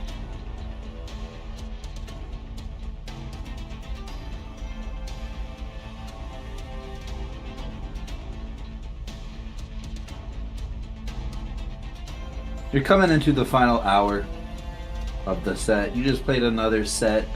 It went over pretty okay. You know you played it well, but not many people were attracted, especially the last couple of times. And you're just wondering to yourself, where's the ebb and the flow at? Like, you're getting large swaths sometimes on the more sets that you think you didn't do well on, but the ones that you do well on, you're just not getting a lot of people this time. But nevertheless, you don't let it break your spirit. You know, music comes and goes. How you play it now will not be how you play it tomorrow. Every time you try to do a note, even though it could be muscle memory to hit said note, things happen, and you know what just happens. That is what makes music music, and you roll on. You look down at the floor, and then you look up, ready to play that final hour, and you see droves of people seemingly to rush in. Go ahead and roll a performance check. This time, whatever you roll for gain is going to be doubled. Ooh. Alright. 24. Is that another 11? That is another 11. 24. And... Wow. 18.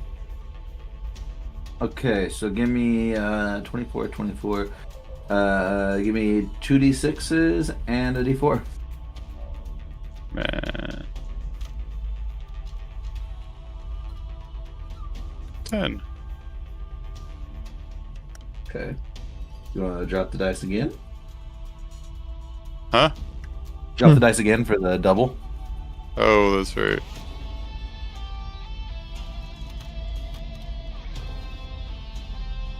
A lot of 10s Huh. and 11s.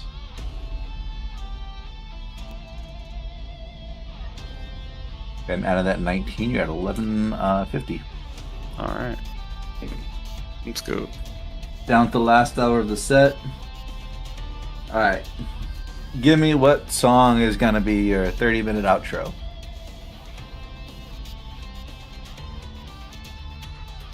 This one. There you go. The last shitty flute of the night. Unless... the Dragon Force, of course. The long-ass one. I like it. Okay. So, you start playing your outro. You're inspired. You're fluent. You're ready for it. You're looking around. Everybody's pointing at flasks, and even though it puts you uncomfortable, it's kind of a vibe, and you're just going with it. Go ahead and give me a performance set check with advantage, and then whatever you roll is also going to be doubled for audio. Oh, damn right. It's gonna be 21.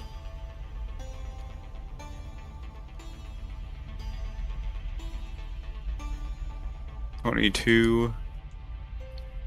This ain't good.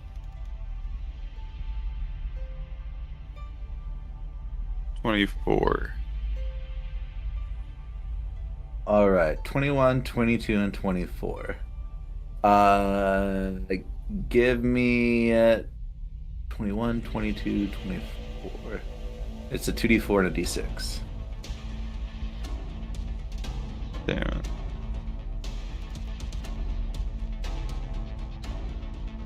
The first one is 10.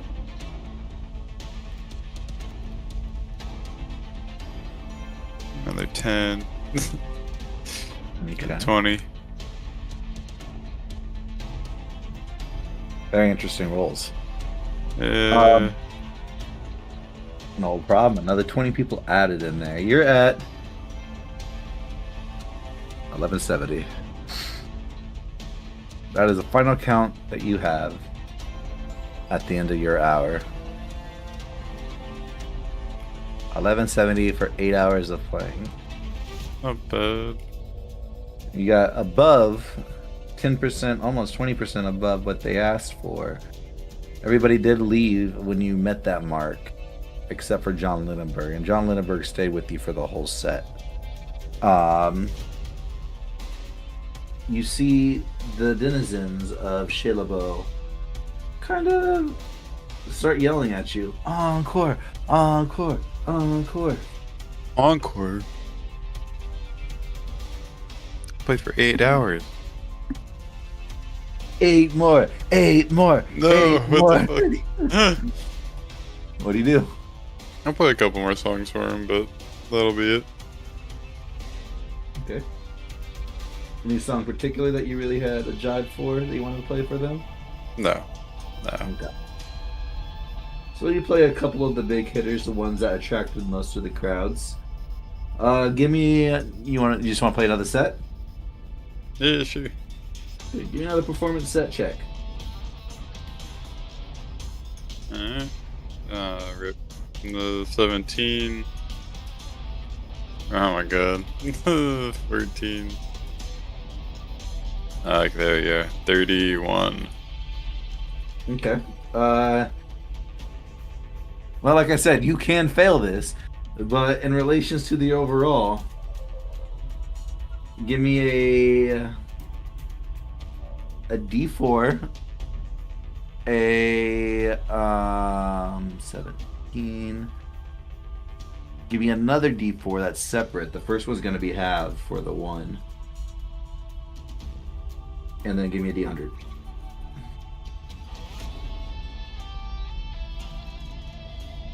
Do you want me to roll the 2d4s separately? You just roll 2d4, and I'll just say the first dice is going to be half. The first 4 that shows up is going to be half. Oh, okay. Oh my god, dude. These hundreds do not want you to have 100. They fucking hate me. It doesn't matter. You know you did well. You see it because John Lindenberg is again beating his head to whatever song you're playing. As you do your outro, you see people are starting to waver. Some being here for hours are just getting tired, and it is coming to the end of the day. Roughly about 7-8 o'clock at the moment. Actually, I'm sorry, 8-9 o'clock at the moment because of the fact that you played your set afterwards. It's at this point in time that Edmund and Jeva would be coming back to like the little band square area in front of Law's Law. And so as you finish your outro, you let your pipes, both your windpipe and your piper pipes, at ease, rest. You see Aonax in the crowd. You see one Sulfurious fan still pointing at his vial. That of Dosferatu. And just after a few more moments of him pointing at his vial, he seems to get lost in the crowd and meld with it. What do you do, Hard? This is after I played the last 2 songs? Correct, the last set. Okay, well. Just gonna tell everyone if you want to see more, come to the Battle of the Bands. There will be probably many more performances just like that one. You see a few of them nod their head in recognition. You know they're going to be showing up. Some of them almost seem like super fans. You see some of them were shaving their heads off in the middle of the crowd. Max your mohawk. Why? Hey, you did this. I didn't do this. You did do this. You rolled too well. I'm gonna move Edmund. I'm gonna move you over to the thing. You and Jeva both. Okie doke.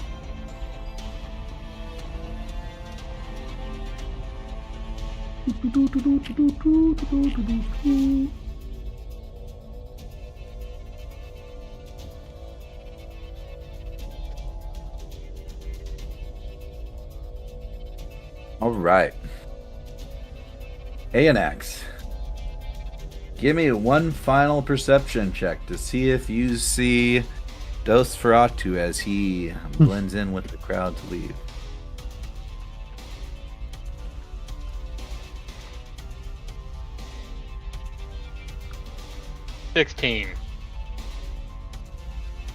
With a 16, you see his blonde hair, golden locks, playing in the crowd. What do you do? Is he like nearby to me? Can I like hustle up and kind of tap him on the shoulder and ask if I could talk to him? Or is he like mingled within the crowd? He's mingled within the crowd. So imagine like a concert ending and people trying to all get out at once. Except for there isn't really lanes, it's just kind of just dispersing. Like a drop of water. Never mind then. Yeah, I'm not, nah. If he was like on the outside, yeah. But if he's like inside the crowd, then pass. I'm gonna walk the crowd's dispersing, so it's not going to be overly hard to get to him, is what I'm saying. It will take some time because you have to, meander your way and weed your way through some people, but it's perfectly fine if you don't want to see him. Yeah, either. nah, it's okay. Okay. I'll talk. I'll be able to talk to him again. I'm gonna walk up onto the stage and congratulate Hard on a job well done for rocking socks off. Thanks.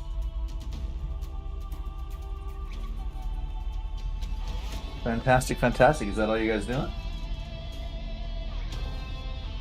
No, I'm gonna go chat with Yoko Uno and get her thoughts on how my performance went. I shall accompany you. Oh, okay. Excellent. So as you guys walk downstairs, you see John Lindenberg come running up.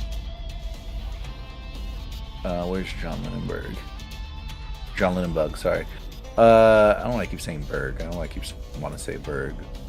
He comes walking up. You see his face is partially molted from a new extra shell that has come to the forefront. It hasn't been very long. It's just the best way to explain it is if you ever peel off a fingernail or a toenail, you just get that very almost viscous blood, I guess is the best way to say it. Kind of covering the wound. But he walks up to you and he's congratulating you. He's shaking almost feverishly. Can't believe it. We have a new bandmate. I think Yoko Uno's definitely going to be accepting of you. I mean, she left pretty happy. Did you see the smile on her face? You, in fact, did not see a smile on her face. I did not. No. Oh, it takes a while to actually see it. She doesn't really have a joyous face. They have something called, they say it's RBF. Resting beetle face. But I don't know. Oh, You guys that's rough. Yeah, it's okay. But anyway, I think she went to bed, and we'll meet tomorrow at. How about we just go back to the Law's Law? What is your plan tomorrow? We're gonna practice all day tomorrow for the Battles event. Are you gonna be there too all day tomorrow, or do you have other things going on? I mean, kind of got a set list, right? That's true. I do. If I am gonna be part of you guys for Battle of the Bands, I do need to learn the set list. So hopefully I don't have any plans tomorrow, but we'll see. Oh, you guys don't make plans? Pretty free going. Okay. Well, I mean, we're gonna be at Law's Law practicing in Law's Law. We rented out the tavern to just to jam out and get free drinks and food as we go. So it'll be just us. So if you fuck up, it's okay. Okay. We'll know it though. Probably see you guys there soon then. All right. Anyway, is there anything you want me to tell Yoko, I guess, tonight? No? No, not if she's already retired for the evening. So I guess this is goodbye till tomorrow? Yeah. Alright, well, I guess it's goodbye tomorrow. Thanks for saving my face. Wink? No problem. See you. Are you okay? Are you doing anything, Java or Edmund? No. No. Just walk up, clap my hands and cheering, saying, "Good job, that sounded great." Okay, so many people here. Alright, well, what are you guys doing now? The gang's back together. Bedtime.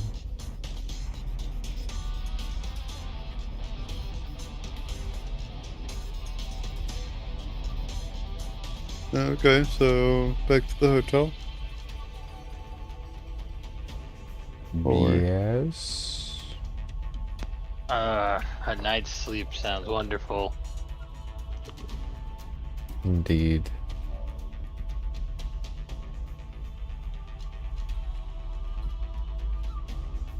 Edmund's quiet. He's mad at me. So you guys are going back to the Gomo? The Gomo, that's right. Oh, you actually say that, Jeva? You say that? Hmm? Yeah. Why? Why is Edmund mad? Just me being me, you know.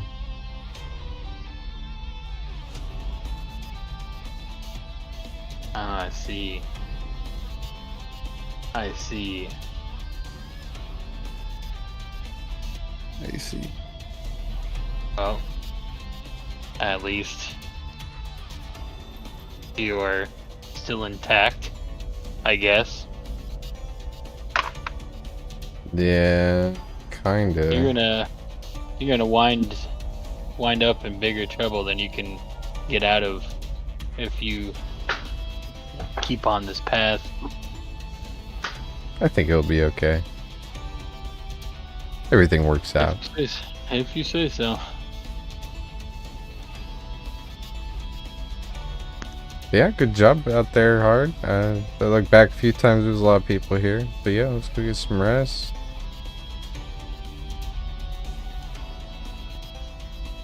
Alright. So you guys go to the Gomo. To the Gomo. To the Gobo! You guys know where the Gomo is? No. South. Like south. Southeast. Sorry, Barb isn't here. Let me... Oh, it's Exactly. closer. You're No, missing it now, aren't Oh, that's Hard. That's not me. Where is Yeah. me? Southeast, you said? Oh, I see where it is. I found it. I'm starting to get accustomed to this fucking Shayla ass.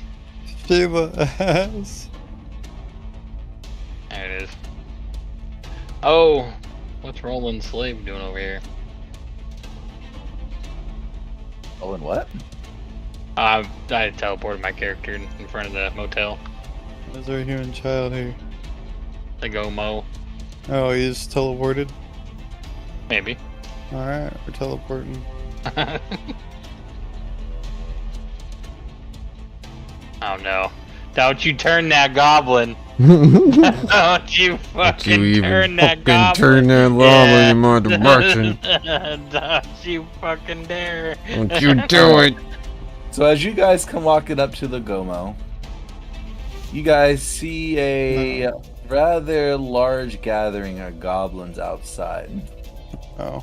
They're all looking kind of towards the middle of the courtyard, specifically at what seems to be a cement slab in the middle of the ground. Oh no. We have gathered here today to honor Noblin the Goblin. He was too young to fall such a far No. and crack his head on the stone. Christ.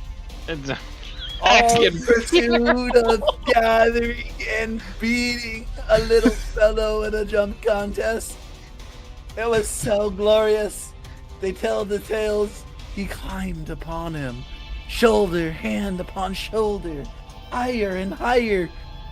And then he fell from a random gust of wind. Oh, fear the gods. He I've was always wanted to too- be part of somebody's obituary. We have lost him, but we will honor him with a glorious jump off tomorrow. His friend Hard, and you see all the goblins almost in unison turn and look at you, Hard. Will join in this festivities. It was at these festivities that he was struck down with such force, such gale for force, in this town of no gale. It's a sad, sad day for us goblinkin. Yes, and he never bought me my newspaper, that Engie Groblin says from the second story. Shut up, Paul! Anyway, we have gathered here. Oh, they have welcomed us with us. We sent him a message. did you guys receive our message? You see the goblins kind of turn and trying to address you. We were hoping you would make it to Noblin's graveyard, Noblin's burial tonight. He died just shortly after you left. It was such a sad thing. We had a goblin at the gates laying in piss and shit still. No. Oh my god. And the Noblin, and the Noblin is dead. Such a horrible day to be a goblin. But you got a message, right? That's why you're here. You're here to say something nice about Noblin, right? Did you not get the message? I did not. I didn't get a message, no. But Noblin was one of the guy goblins always of all has the time. Message, you know. Didn't get that message. No. So what do you say? I said Noblin was one of the goblins of all time. Oh, praise it. He was a goblin for sure. And you're like, oh yes. All the goblins are nodding. They're all agreeing with you. He sure was a goblin. Oh man, he was a goblin. He sure did have a big head for a goblin. Oh yes, the biggest of head. That's probably why he got hit so hard when he hit the ground. Oh yes, you're right. No, that's not why. It was a gust of wind. Oh yeah, you're right. Sorry, I don't know why I'm blaming him for his own death, his own timely demise. It's not like somebody could have just like gusted a wind on him. Yeah, no, Yeah, he's doing that. no way that could happen. But you said you didn't get my note. Ari, I told you to bring the note. And you see him walk over. Ari turns around. Oh, that hard. You asked me how I've ever seen hard. I totally thought you meant something else. Yeah, I'm hard. I can see that now. Well, here's a note for you. And he hands you a note. Thanks. Of course. Can we please get back to paying our respects to Noblin? Oh, Noblin would want me to give you this note here right now in the middle of the procession. It's just a Noblin thing. You may not get it. You've only known him a couple days, but man, was he just in the moment like squirrel fella? Like you just be randomly doing it? Like who would want to do a jump contest? But man, this kid got the other kids to do it, and then he got a couple adults to do it, and then you cheated with your boots. But you know you gotta jump barefoot. Tomorrow is a barefoot jumping contest. You're coming bare, or you're gonna be square. He looks up at you. Hold on. Guys, we need to go back to drawing board. Everybody's barefoot, right? Yes, we're all running barefoot. No, not running, we're jumping barefoot, right? No? Well, that was the whole goal of barefoot. I was just gonna come in with muddy feet. Anything wrong with muddy feet, Paul? No muddy feet. It's bare feet, clean feet. Wash it in the local communal pool. It's fine. The pool, the water. I've been drinking that. Oh, gross. He turns back around. Well, nobody would have wanted you to have that. Don't drink that water. The communal water, I thought it was something different. And apparently I gotta tell people not to drink it. Don't drink that water. I mean, you look at the water, it's pitch black. Why would you drink that? I thought it was flavored. No, it's not flavored. Anyway. Gross. You're gonna be participating in the barefoot jumping contest tomorrow, right? I don't know if I can make it. Well, word on the street is this person. She walks over to Jeva and she kind of looks up at Jeva. The goblin's standing 3.5 foot tall. You see he has a pointed lapsack hat. It looks like it was a pant leg at one time that was cut off at the top and then roughly sewn together to fit his head. And he looks up at you and he says, I hear you could transform. So, I mean, when I say barefoot, I mean like actual foot, not a bear foot, like B-E-A-R. I can spell. I can't transform. What are you talking about? Oh, no, not you. I'm looking up at her. Oh. Her and her breastises. Oh. Those I'll be are. looking at those. Oh, sorry. It's just. Sorry. Noblin, he got my emotions all mixed up. I'm sorry about that, young one. Anyway, so barefoot means barefoot, naked feet, like no foot, not an actual bare foot. Do you understand that, Jeva? Jeva, do you understand that? Jeva, how do you get those heels? Those heels of volume. Sorry, excuse me. Anyway, barefoot tomorrow. Yes?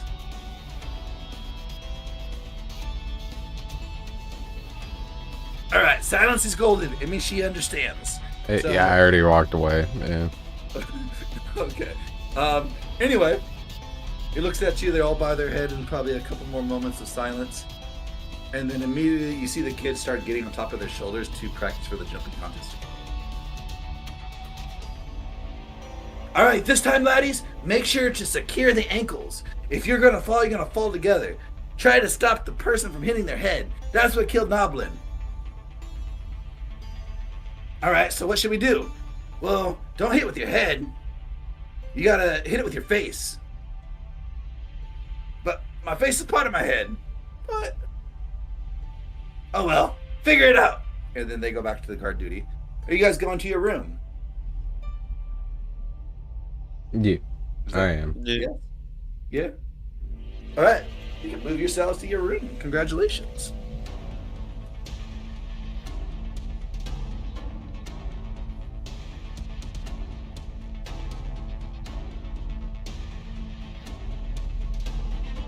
You guys know which one's your room? Yeah, it's the one here to the left.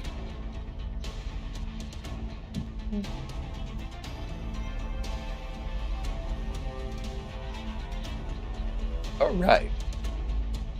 You're going in there too, Max? Yeah. I need a long rest. Okay. So, are you guys doing anything particular before your long rest?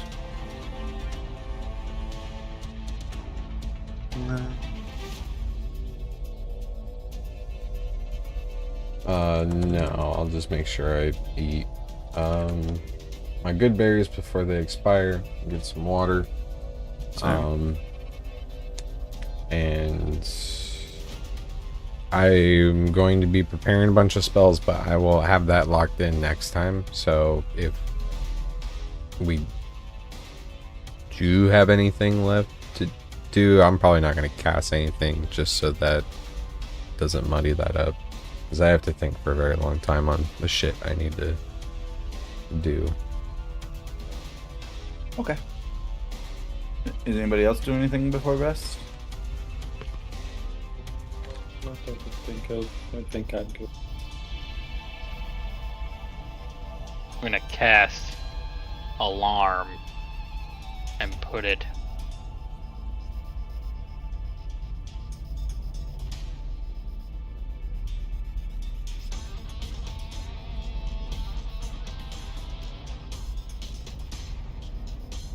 on the front door of the hotel. Oh no, we have a room there. I'm dumb. Sorry. I gets the window. I gets everything. Alright, yeah. 10 feet, right? Let me double check. 20 feet. Oh, fuck. 20 feet. Oh.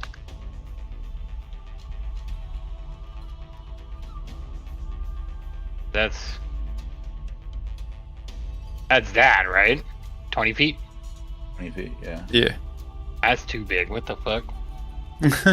So give me a second. 20-foot cube until the spell ends. Oh, cube is different. Yeah.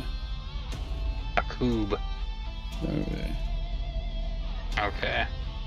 Like, So that's like 20 feet.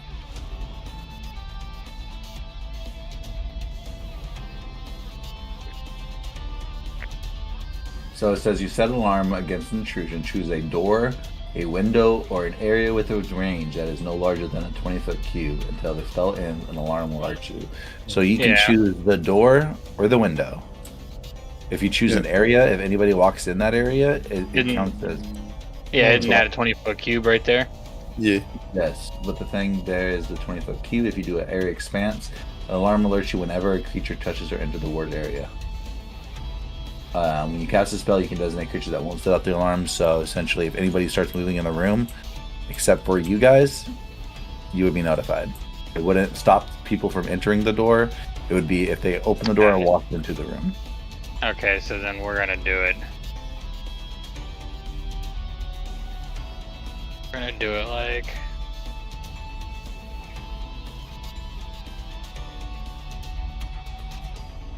I wish you could like move this fucking thing back. You or can. adjust it. You should be able to. I can. When I do it. Yeah. No, but like after That's how you lock it and then like move it, yeah. Yeah. Yeah, you just drop it. You just drop the point, and then you grab the other point. Yeah. Those circles, you should be able to grab those circles once you let go. Yes, like this. They didn't understand what we're talking about, but it's okay. No. Alright, there we go. You're talking about moving the whole plane, not adjusting the plane. Yeah. itself. Yeah. Understood. But Oh, that's what I got right there. Got the door, got the window. It doesn't impede and like other people's doors or anything. So this is what we got. So this is what's gonna go down. Okay.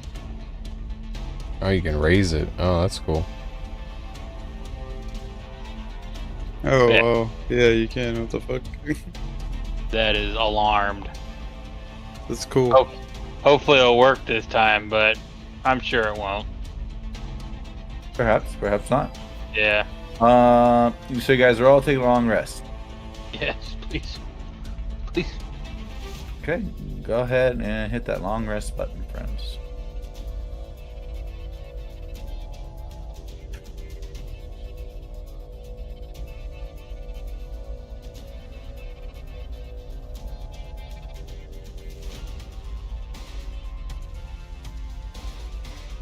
Alright.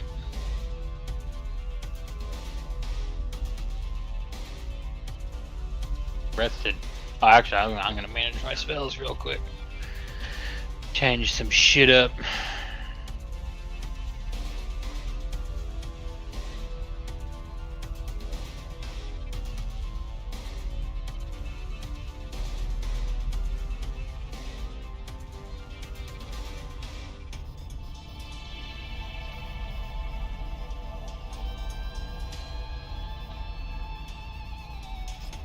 Alright.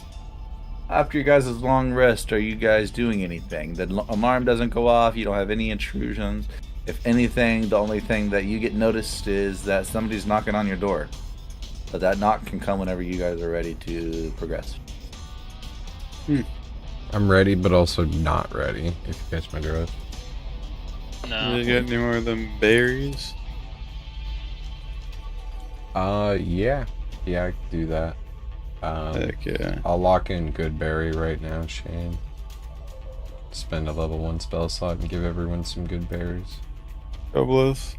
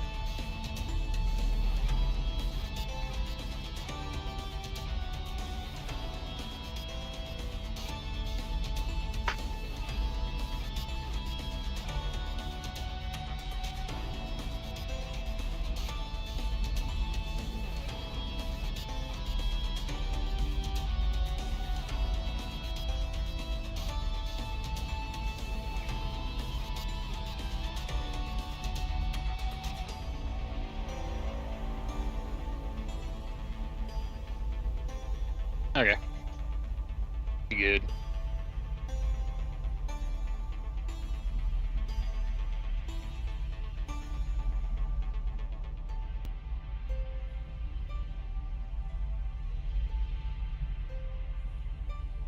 Good.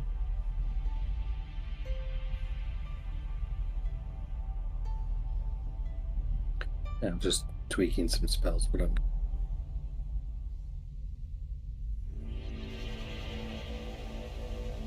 Same.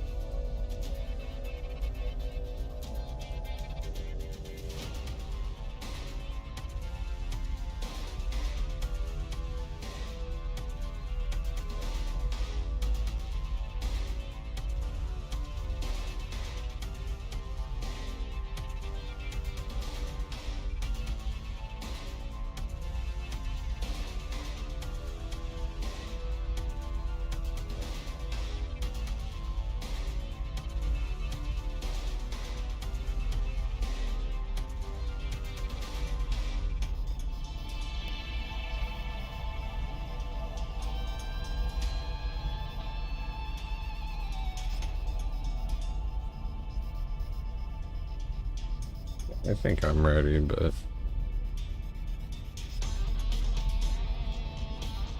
I'll make sure that anything that I do cast stays on the sheet if any changes are made. But I'm good.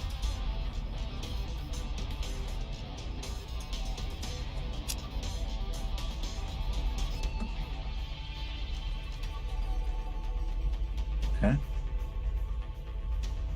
Is everybody else ready? Indeed. yeah, I'm good. Yeah. All right. So you guys wake up to a racking on your door. Sounds rather rapid. Hello, sirs, madam. Hello. What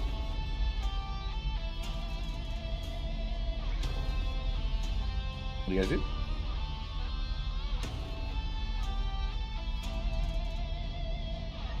Do I recognize his voice? Yeah, you recognize the voice. It's Ari the Messenger. Oh, I don't know who that is. Ari the Messenger is a messenger for the Mercenary Guild.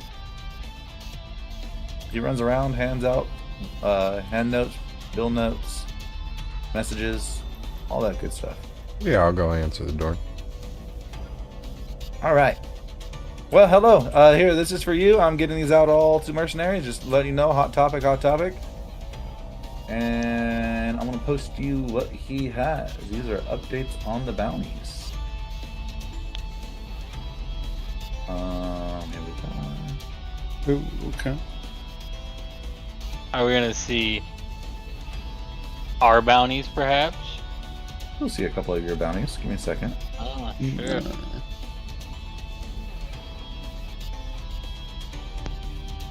So this one is updated. Oh, yeah. This one is updated.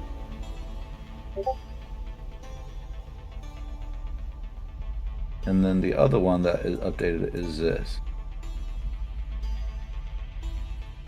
The main one is the one that I'm about to send, the third one on the list that will be showing up.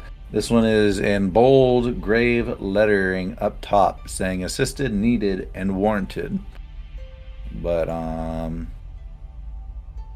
give me 1 second here.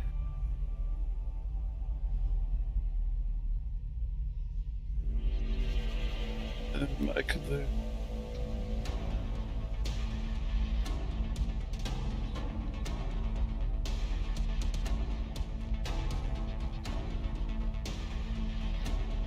Yeah. Damn, 1,000 GP. Something nefarious is a foot. Exactly. The elementals. Mm-hmm. You trying to fucking make us fight fucking fire elementals? I'm not trying to make you fight anything. Don't lie to me. These are essential bounty quests. These are all just updates. Other ones have just dropped off the roster, but those ones aren't worth mentioning because it's not any that you guys signed up for. Specifically, the Whisper Fang, the Gullet Poachers, and the Cindermaw Hatchling. What about the hash slinging slasher? Negative. Damn it. But nevertheless, he drops that footnote to you guys, gives it to you, and then he's already gone. By the time you look up, he's off. He ran away. What are you guys doing now? Well, I would say that 1,000 GP is looking pretty juicy, but our bard friend has to practice, does he not? I do. I need to go to Laszlo. Get acquainted with the Beatles. But that's a solo mission, really. Well, we could walk you there and leave you in good hands. Alright, sounds good.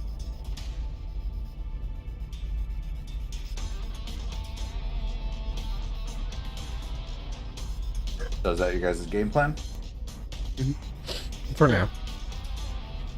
Perhaps. Okay. Edmund, are you doing anything? No, not really. Yeah, I'm gonna say no. Okay. So you guys lock up your door, start your way out. As you guys walk outside, you see goblins are lined around the block for the jumping contest. Oh, you finally made it. We've been waiting. We've been up since dawn, practicing our jumps, saying we're going to out-jump you for this barefoot contest. We're so ready. We're so ready. I can't wait to see you jump next time on Dragon Ball Z. Got him. Good session, though. Good session. Yeah. Jeez.